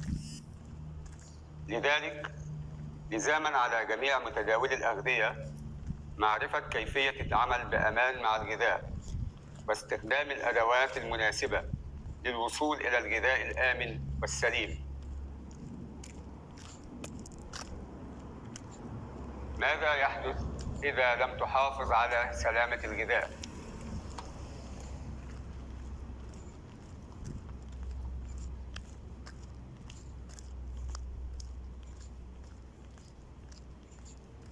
ماذا يحدث إذا لم تحافظ على سلامة الغذاء؟ مرض وسخط المستهلكين، غرامات وجزاءات، فقد في الموارد والثروة الغذائية، وانهيار في الأعمال. ماذا يحدث إذا حافظت على سلامة الغذاء؟ سلامة ورضا المستهلكين، التوافق مع الأنظمة، الحفاظ على الموارد والثروة الغذائية، وزيادة في الأعمال.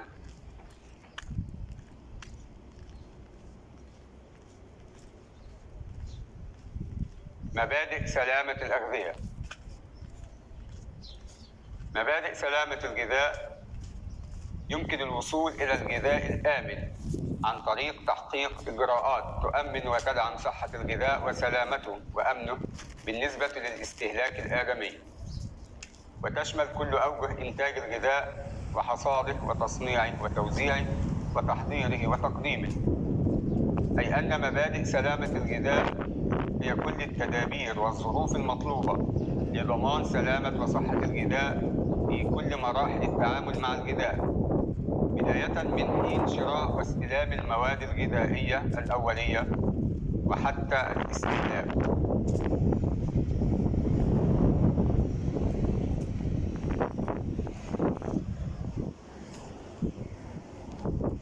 مخاطر الغذاء.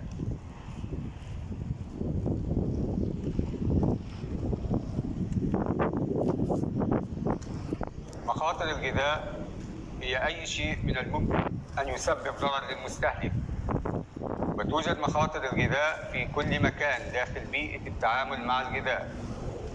وتبعاً لمصادر المخاطر فهناك 3 أنواع رئيسية من المخاطر. 1. مخاطر حيوية كالبكتيريا، الفيروسات، الفطريات والطفيليات. 2. مخاطر كيميائية كالمبيدات، مضافات الغذاء كمكسبات الطعم والرائحة واللون، المواد الحافظة، كيماويات التنظيف والمعادن السامة. 3. غذاء، ولا ينبغي وجودها في الغذاء مثل الشعر المتساقط والأتربة والقطع المعدنية أو أجسام وعناصر من تكوين الغذاء، لكن لا ينبغي تناولها مثل العظام والريش.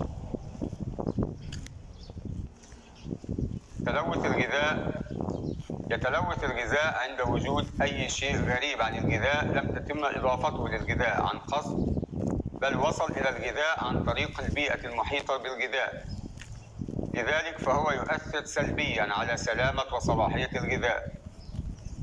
الغذاء الملوث يحتوي على مخاطر قد تكون موجودة بشكل طبيعي في الغذاء أو أحد مكونات الغذاء، أو تصل هذه المخاطر إلى الغذاء نتيجة سوء التعامل مع الغذاء.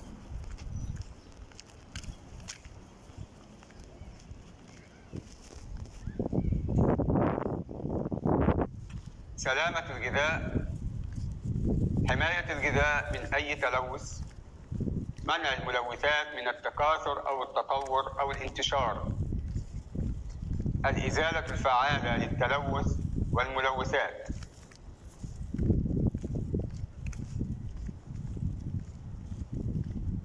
التسمم الغذائي: التسمم الغذائي هو الحالة المرضية الحادة التي تحدث بسبب تناول غذاء ملوث بالبكتيريا الممرضة أو الفيروسات المعوية أو النواتج السامة للفطر أو البكتيريا أو الملوثات والسموم الكيميائية أو النباتات السامة. تظهر أعراض التسمم الغذائي على هيئة غثيان، قيء، إسهال، تقلصات في المعدة والأمعاء، وارتفاع في درجة حرارة الجسم. وفي بعض حالات التسمم الغذائي قد تظهر الأعراض على هيئة شلل في الجهاز العصبي بجانب الاضطرابات المعوية. وتختلف أعراض الإصابة وشدتها وارتفاع درجة الحرارة والفترة اللازمة لظهور الأعراض المرضية حسب مسبب التسمم وكمية الغذاء الملوث المتناول ومناعة الإنسان الذي تناول الغذاء الملوث. تبدأ الأعراض بالظهور بين ساعة واحدة وحتى 36 ساعة بعد تناول الغذاء الملوث، وتسمى هذه الفترة بفترة الحضانة، وقد تمتد فترة المرض من يوم واحد وحتى 7 أيام. معظم حالات التسمم الغذائي يمكن علاجها بالمنزل، ولكن في بعض الأحيان يستدعي العلاج الدخول إلى المستشفى، وقد يؤدي المرض إلى الوفاة.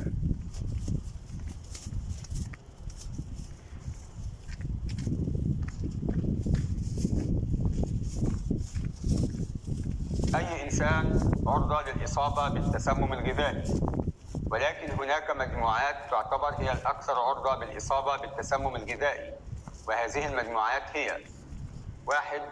الأطفال، وذلك لعدم اكتمال الأجهزة المناعية لديهم، ولأن العصارات الحمضية التي يتم إفرازها داخل الأمعاء لا تصل بعد إلى القدرة على القضاء على الملوثات. 2. النساء الحوامل، وذلك لضعف الجهاز المناعي لديهن نتيجة الحمل ووجود الأجنة. 3. المرضى، وبشكل خاص المرضى بأمراض مزمنة، حيث يؤثر العلاج المتناول سلباً على الجهاز المناعي لديهم. 4. المسنين، وذلك لضعف الجهاز المناعي الناتج عن قلة عنصر البروتين في وجباتهم وضعف الدورة الدموية لديهم.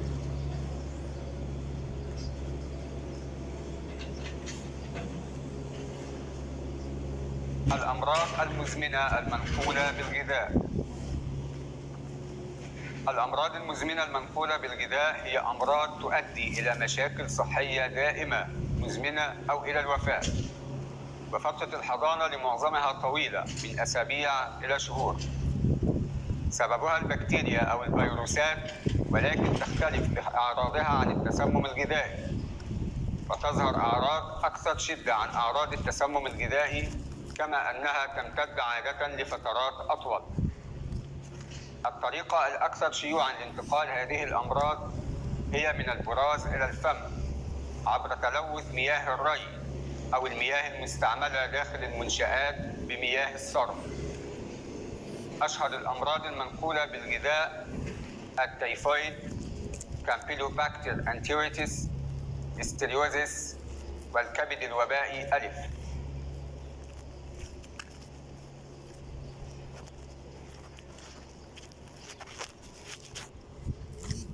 الإصابات الناتجة عن الغذاء. تحدث الإصابات الناتجة عن الغذاء نتيجة دخول مواد غريبة عن المادة الغذائية بغير قصد إلى المنتجات الغذائية، مثل وجود أجزاء معدنية من مفرمة اللحم في اللحم المفروم، أو تتواجد المواد الغريبة طبيعياً مثل وجود العظام في الأسماك.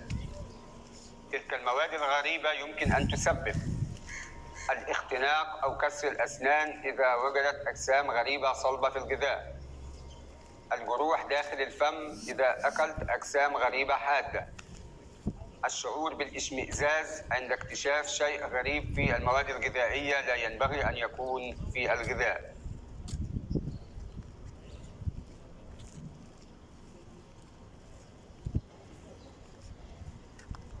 الحساسية الغذائية. الحساسية من الغذاء. تنتج الحساسية من الغذاء عند بعض الناس نتيجة رد فعل حساس شاذ لجهاز مناعة الجسم لديهم إلى بعض المواد الغذائية. رد الفعل قد يحدث نتيجة تناول كمية قليلة جدا من المواد الغذائية المسببة للحساسية، ويحدث رد الفعل في غضون 5 دقائق إلى ساعتين. لا يمثل تلوث الغذاء السبب الرئيسي للحساسية من الغذاء، كما في حالة الأمراض الحادة أو الأمراض المزمنة المنقولة بالغذاء والإصابات. تتضمن ردود الأفعال للحساسية الطفح الجلدي، حك الجلد، تورم وحك الشفاه واللسان والحلق، التقيؤ والإسهال، وصعوبة التنفس. من الممكن أن تسبب الحساسية الغذائية الوفاة لدى الأطفال. أشهر المواد الغذائية المسببة للحساسية الأسماك، المأكولات البحرية، البيض، الفستق، فول الصويا، الحليب، البندق، وبذور السمسم. تتضمن ضوابط السيطرة على مخاطر الإصابات بالحساسية الغذائية بالفصل بين الأنواع المختلفة للغذاء، ووضع ملصقات مناسبة تعريفية بالمكونات على العبوات وقوائم الغذاء، التنظيف وغسل اليدين بشكل فعال، والالتزام بطلبات المستهلكين.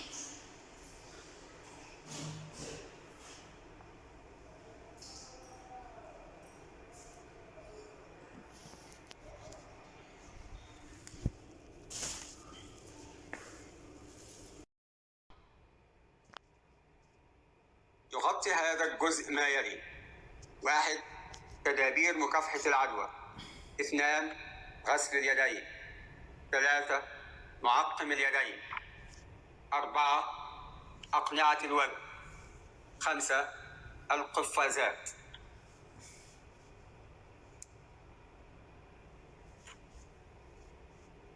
كيف يمكنني حماية نفسي ومنع انتشار المرض؟ تدابير الحماية للمجتمع. يمكنك الحد من احتمال إصابتك بمرض كوفيد-19 أو من انتشاره باتخاذ بعض الاحتياطات البسيطة. 1. نظف يديك جيداً بانتظام بفركهما بمطهر كحولي لليدين أو بغسلهما بالماء والصابون، حيث أن تنظيف يديك بالماء والصابون أو فركهما بمطهر كحولي من شأنه أن يقتل الفيروسات التي قد تكون على يديك. 2. احتفظ بمسافة لا تقل عن 1 متر بينك وبين أي شخص يسعل أو يعطس، حيث أنه عندما يسعل الشخص أو يعطس تتناثر من أنفه أو فمه قطيرات سائلة صغيرة قد تحتوي على الفيروس، فإذا كنت شديد الاقتراب منه يمكن أن تتنفس هذه القطيرات، بما في ذلك الفيروس المسبب لمرض كوفيد-19 إذا كان الشخص مصابا به. 3. تجنب لمس عينيك وأنفك وفمك، حيث أن اليدين تلمس العديد من الأسطح ويمكنها أن تلتقط الفيروسات، وإذا تلوثت اليدان فإنهما قد تنقلان الفيروس إلى العينين أو الأنف أو الفم، ويمكن للفيروس أن يدخل الجسم عن طريق هذه المنافذ ويصيبك بالمرض. 4.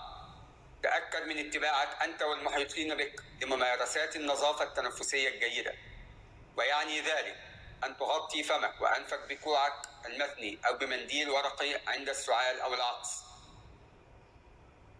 ثم التخلص من المنديل المستعمل على الفور، حيث أن القطيرات تنشر الفيروس، وباتباع ممارسات النظافة التنفسية الجيدة تحمي الأشخاص من حولك من الفيروسات مثل فيروسات البرد والإنفلونزا وكوفيد 19. 5. إلزم المنزل إذا شعرت بالمرض. إذا كنت مصابا بالحمى والسعال وصعوبة التنفس، التمس الرعاية الطبية واتصل بمقدم الرعاية قبل التوجه إليه، واتبع توجيهات السلطات الصحية المحلية، حيث تتوفر للسلطات الوطنية والمحلية أحدث المعلومات عن الوضع في منطقتك. واتصالك المسبق بمقدم الرعاية الصحية سيسمح لك بتوجيهك سريعا إلى مرفق الرعاية الصحية المناسب، وسيسهم ذلك في حمايتك ومنع انتشار الفيروسات وسائر أنواع العدوى. 6.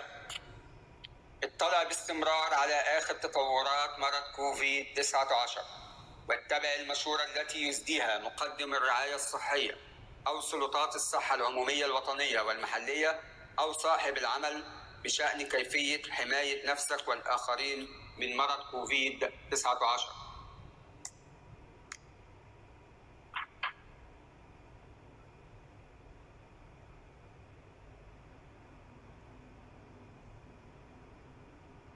الطريقة الصحيحة لغسل اليدين: 1. بلل يديك بالماء. 2. وزع الصابون في كامل يديك. 3. ادعك راحتي يديك. 4. خلل بين أصابعك. 5. نظف حول الإبهام. 6. حركة دائرية. 7. اشطف يديك بالماء. 8. جفف يديك. 9.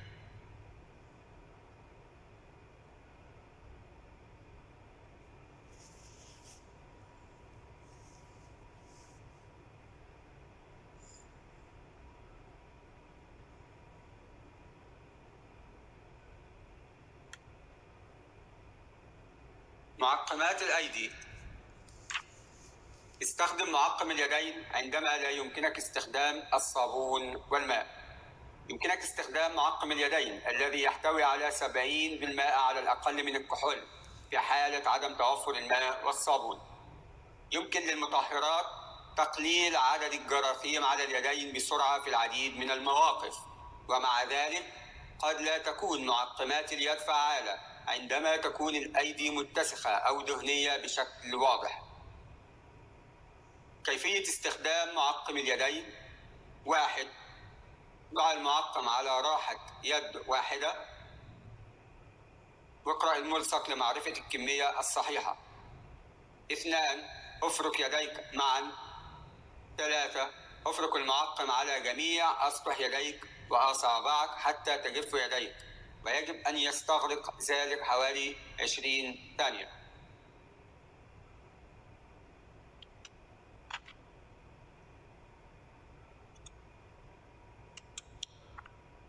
متى يجب استخدام الكمامة؟ إذا كنت بصحة جيدة فليس عليك أن ترتدي كمامة إلا إذا كنت تسهر على رعاية شخص يشتبه إصابته بعدوى فيروس كورونا المستجد. ضع كمامة إذا كنت تعاني السعال أو العطس. لا تكون الكمامات فعالة إذا اقترنت بالمداومة على تنظيف اليدين، إما بفركهما بمطهر كحولي أو بغسلهما بالماء والصابون. إذا كنت تضع كمامة فيجب أن تتعلم الطريقة الصحيحة لارتدائها والتخلص منها. كيفية ارتداء القناع واستعماله ونزعه والتخلص منه: اغسل يديك بمادة لفركهما قوامها الكحول أساسا، أو اغسلهما بالصابون والماء قبل ارتداء القناع. غط فمك وأنفك بالقناع وتأكد من عدم وجود فجوات تتخلل وجهك والقناع. تجنب لمس القناع أثناء استخدامه، وإن لمسته فاغسل يديك بمادة لفركهما قوامها الكحول أساساً أو اغسلهما بالصابون والماء. استبدل القناع بآخر جديد بمجرد تعرضه للبلل، ولا تعيد استعمال الأقنعة المعدة لاستعمالها لمرة واحدة. نزع القناع، احرص على نزع القناع من الخلف ولا تلمس مقدمته، فتخلص منه فورا برميه في حاوية مغلقة، واغسل يديك بمادة لفركهما قوامها الكحول أساسا أو اغسلهما بالماء والصابون.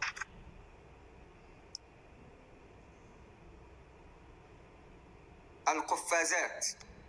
يجب التأكد من ارتداء زوج من القفازات لمهمة واحدة. يجب على العمال غسل أيديهم قبل ارتداء القفازات وبعد خلعها. يجب على العمال عدم القيام بمهام متعددة عند ارتداء القفازات، لأن ذلك قد يسبب تلوث متبادل.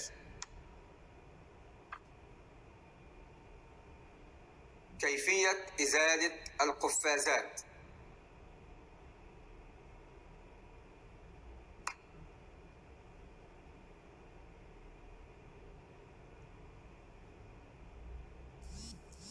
واحد، امسك الجزء الخارجي من القفازات عند الرسغ، لا تلمس بشرتك. 2، اسحب القفاز بعيدا عن جسمك واسحبه من الداخل للخارج. 3، امسك القفاز الذي قمت بإزالته للتو في يدك. 4، انزع القفاز الثاني عن طريق وضع أصابعك داخل القفاز أعلى معصمك. 5، اقلب القفاز الثاني من الداخل للخارج أثناء سحبه بعيدا عن جسمك، تاركا القفاز الأول داخل الثاني. 6، تخلص من القفازات بأمان ولا تعيد استخدام القفازات. 7، نظف يديك فورا بعد نزع القفازات.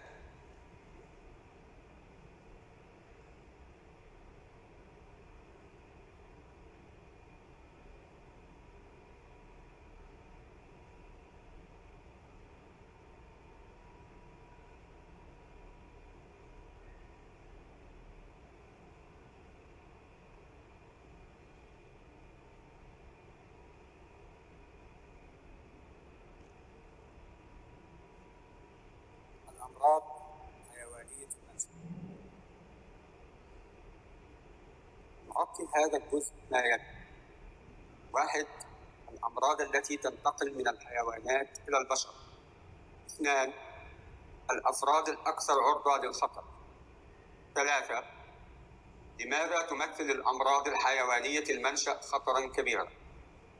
4، تحديات التحكم في العدوى الحيوانية المنشأ.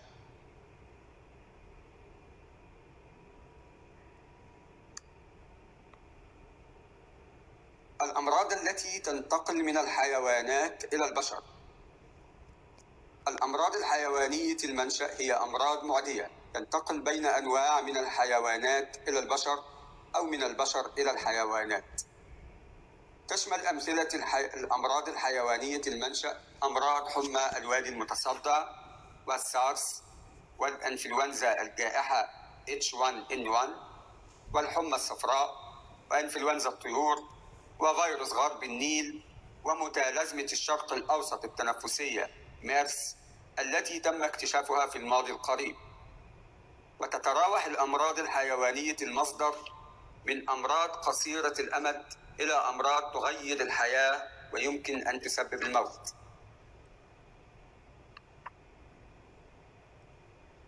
تشمل أنواع الأمراض الحيوانية المنشأ تلك الأمراض التي تسببها الفيروسات والبكتيريا والفطريات والطفيليات.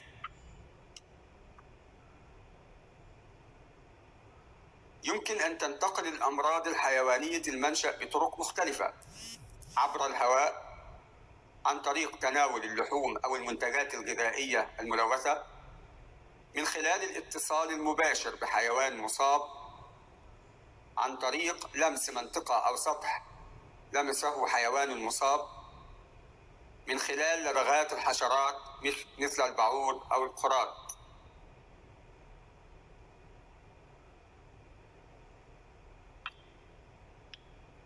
الأفراد الأكثر عرضة للخطر. على الرغم من أن الأمراض الحيوانية المنشأ شائعة ويمكن أن يصاب بها جميع الناس، إلا أن بعض الأشخاص أكثر عرضة للإصابة بها. قد يكون لهؤلاء الأفراد أيضاً ردود فعل وأعراض أكثر حدة، ويشمل الأفراد الأكثر عرضة للخطر النساء الحوامل، كبار السن من سن 65 أو أكثر، الأطفال من سن 5 سنوات أو أقل، والأشخاص أصحاب المناعة الضعيفة، والأمراض المزمنة الذين يعانون من حالات طبية موجودة مسبقاً، مثل ارتفاع ضغط الدم أو أمراض القلب أو أمراض الرئة أو السرطان أو مرض السكري. فهؤلاء يصابون بمضاعفات خطيرة في كثير من الأحيان أكثر من غيرهم.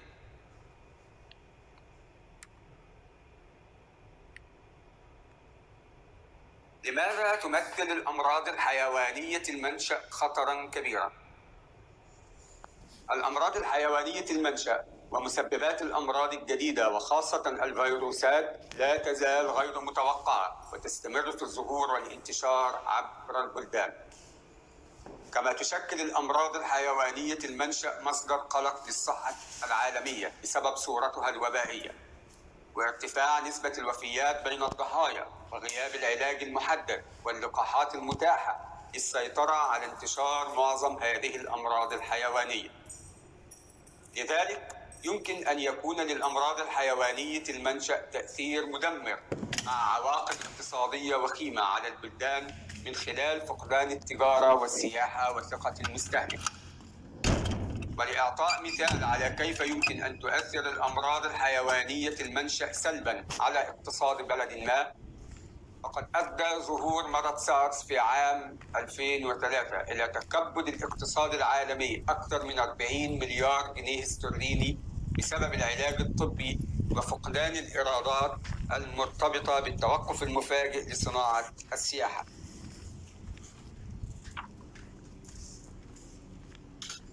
تحديات التحكم في العدوى الحيوانية المنشأ. 1. لقد أسفرت العولمة عن مرور وانتقال لا مثيل له للأشخاص والحيوانات والسلع عبر الحدود الدولية، الأمر الذي أدى بدوره إلى زيادة الانتشار العالمي للعدوى بالأمراض الحيوانية المنشأ. 2. تأخر الكشف عن الأمراض الحيوانية المنشأ وتشخيصها إلى حد كبير بسبب الصعوبات في نشر الفرق الطبية لإجراء تحقيقات ميدانية، ونقص آليات نقل العينات المناسبة والآمنة، ونقص مرافق التشخيص المختبرية المناسبة في مواقع ظهور هذه الأمراض، وعدم كفاية قدرات البلدان لتخطيط وتنفيذ التدابير الرقابية المناسبة في مثل هذه البيئات المتفرقة جغرافيا. 3. العديد من مسببات الأمراض الفيروسية الحيوانية المنشأ التي تسبب العدوى للبشر نشأت من الحيوانات، وعلى وجه الخصوص الحيوانات البرية، أو من المنتجات ذات الأصل الحيواني، ولا تزال معرفة عائلها قبل الوصول للإنسان ضرورية لفهم علم الأوبئة وتدابير المكافحة المحتملة لهذه الأمراض الحيوانية. 4. هناك أيضا الشفافية غير الكافية فيما يتعلق بالإبلاغ في الوقت المناسب عن الإصابات الحيوانية المنشأ الناشئة إلى منظمة الصحة العالمية أو أي وكالة دولية أخرى مكلفة بالتحقيق، والاستجابة بشكل مناسب للأمن الصحي العالمي. وغالبا ما تنكر السلطات الطبية في البلدان وجود حالات بشرية، مما يجعل من الصعب على هذه الوكالات فهم علم الأوبئة وتطور المرض، في حين أن الجهود العالمية يجب أن تستمر في سد الفجوات الحالية في المعرفة المرتبطة بأصل العديد من الأمراض الحيوانية المنشأ وانتقالها، والتي يعد الكثير منها جديدا في الأصل. إلا أنه ستكون هناك حاجة إلى تعاون إقليمي أكبر بكثير لحماية صحة الناس من العدوى الحيوانية المنشأ.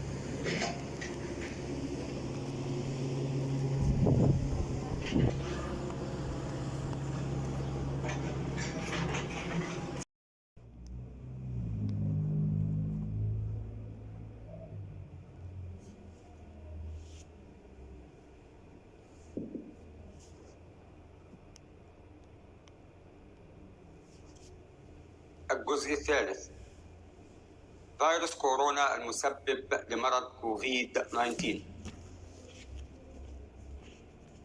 نغطي هذا الجزء ما يلي: 1. مصدر الفيروس. 2. كيف ينتشر المرض. 3. الأعراض. 4. العلاج.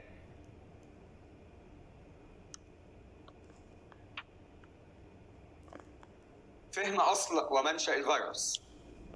يعد فهم قصة أصل المرض أمرا مهما، لأنه يساعد علماء الأوبئة على تتبع انتشاره ومنعه، ولأن التركيب الجيني للفيروس يمكن أن يفيد في تصميم اللقاحات والعلاجات، ويمكن أن تساعد تفاصيل مصدر العدوى أيضا صانعي السياسات على معرفة كيفية منع تفشي المرض في المستقبل.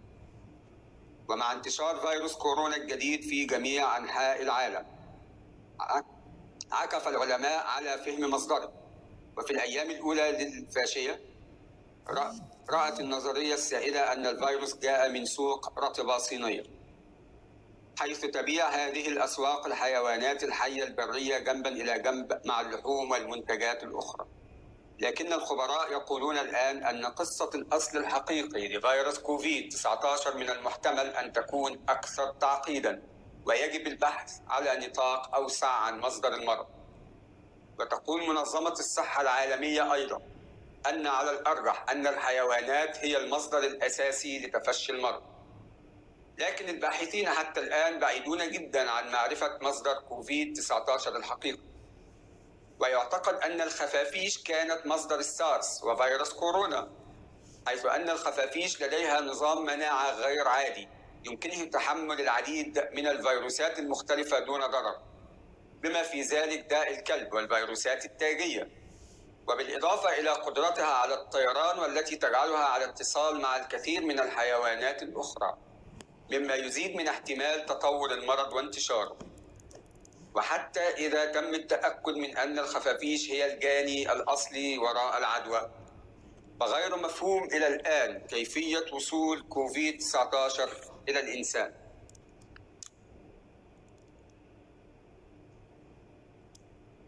يمكن أن يصاب الأشخاص بعدوى مرض كوفيد-19 عن طريق الأشخاص الآخرين المصابين بالفيروس، ويمكن للمرض أن ينتقل من شخص إلى شخص عن طريق القطيرات الصغيرة التي تتناثر من الأنف أو الفم عندما يسعل الشخص المصاب بمرض كوفيد-19 أو يعطس، وتتساقط هذه القطيرات على الأشياء والأسطح المحيطة بالشخص، ويمكن حينها أن يصاب الأشخاص الآخرون بمرض كوفيد-19 عند ملامستهم لهذه الأشياء أو الأسطح، ثم لمس عينيهم أو أنفهم أو فمهم. كما يمكن أن يصاب الأشخاص بمرض كوفيد-19 إذا تنفسوا القطيرات التي تخرج من الشخص المصاب بالمرض مع سعاله أو زفيره. ولذا فمن الأهمية بمكان الابتعاد عن الشخص المريض بمسافة تزيد على 1 متر، أي 3 أقدام. هل يمكن أن يصاب بالمرض عن طريق شخص لا تظهر عليه الأعراض؟ تتمثل الطريقة الرئيسية لانتقال المرض في القطيرات التنفسية التي يفرزها الشخص عند السعال، وتتضاءل احتمالات الإصابة بمرض كوفيد-19 عن طريق شخص عديم الأعراض بالمرة.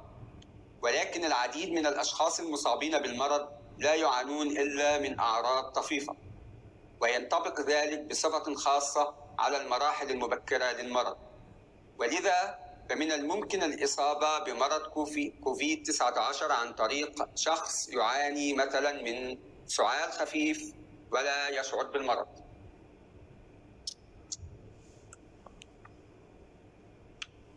فترة حضانة المرض.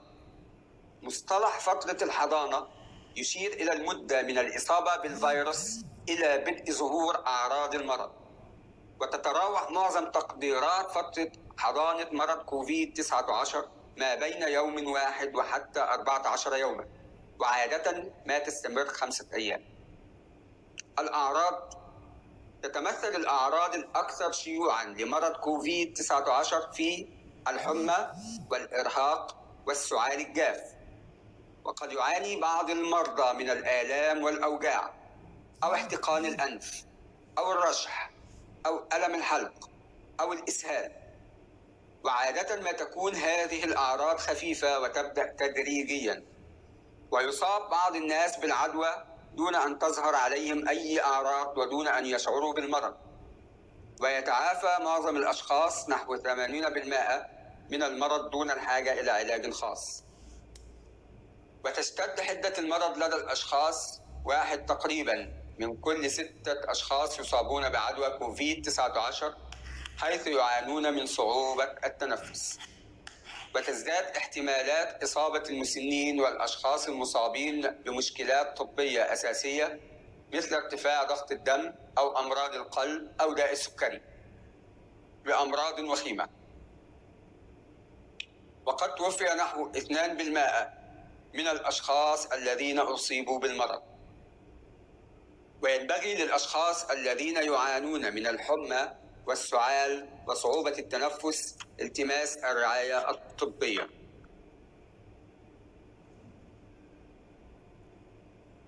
هل هناك لقاح أو دواء أو علاج لمرض كوفيد-19؟ لا يوجد حتى يومنا هذا لقاح ولا دواء محدد مضاد للفيروسات للوقاية من مرض كوفيد-19 أو علاجه. ومع ذلك فينبغي أن يتلقى المصابون به الرعاية لتخفيف الأعراض، وينبغي إدخال الأشخاص المصابين بمرض وخيم إلى المستشفيات، ويتعافى معظم المرضى بفضل الرعاية الدائمة. ويجري حاليا تحري بعض اللقاحات المحتملة والأدوية الخاصة بعلاج هذا المرض تحديدا، ويجري اختبارها عن طريق التجارب السريرية.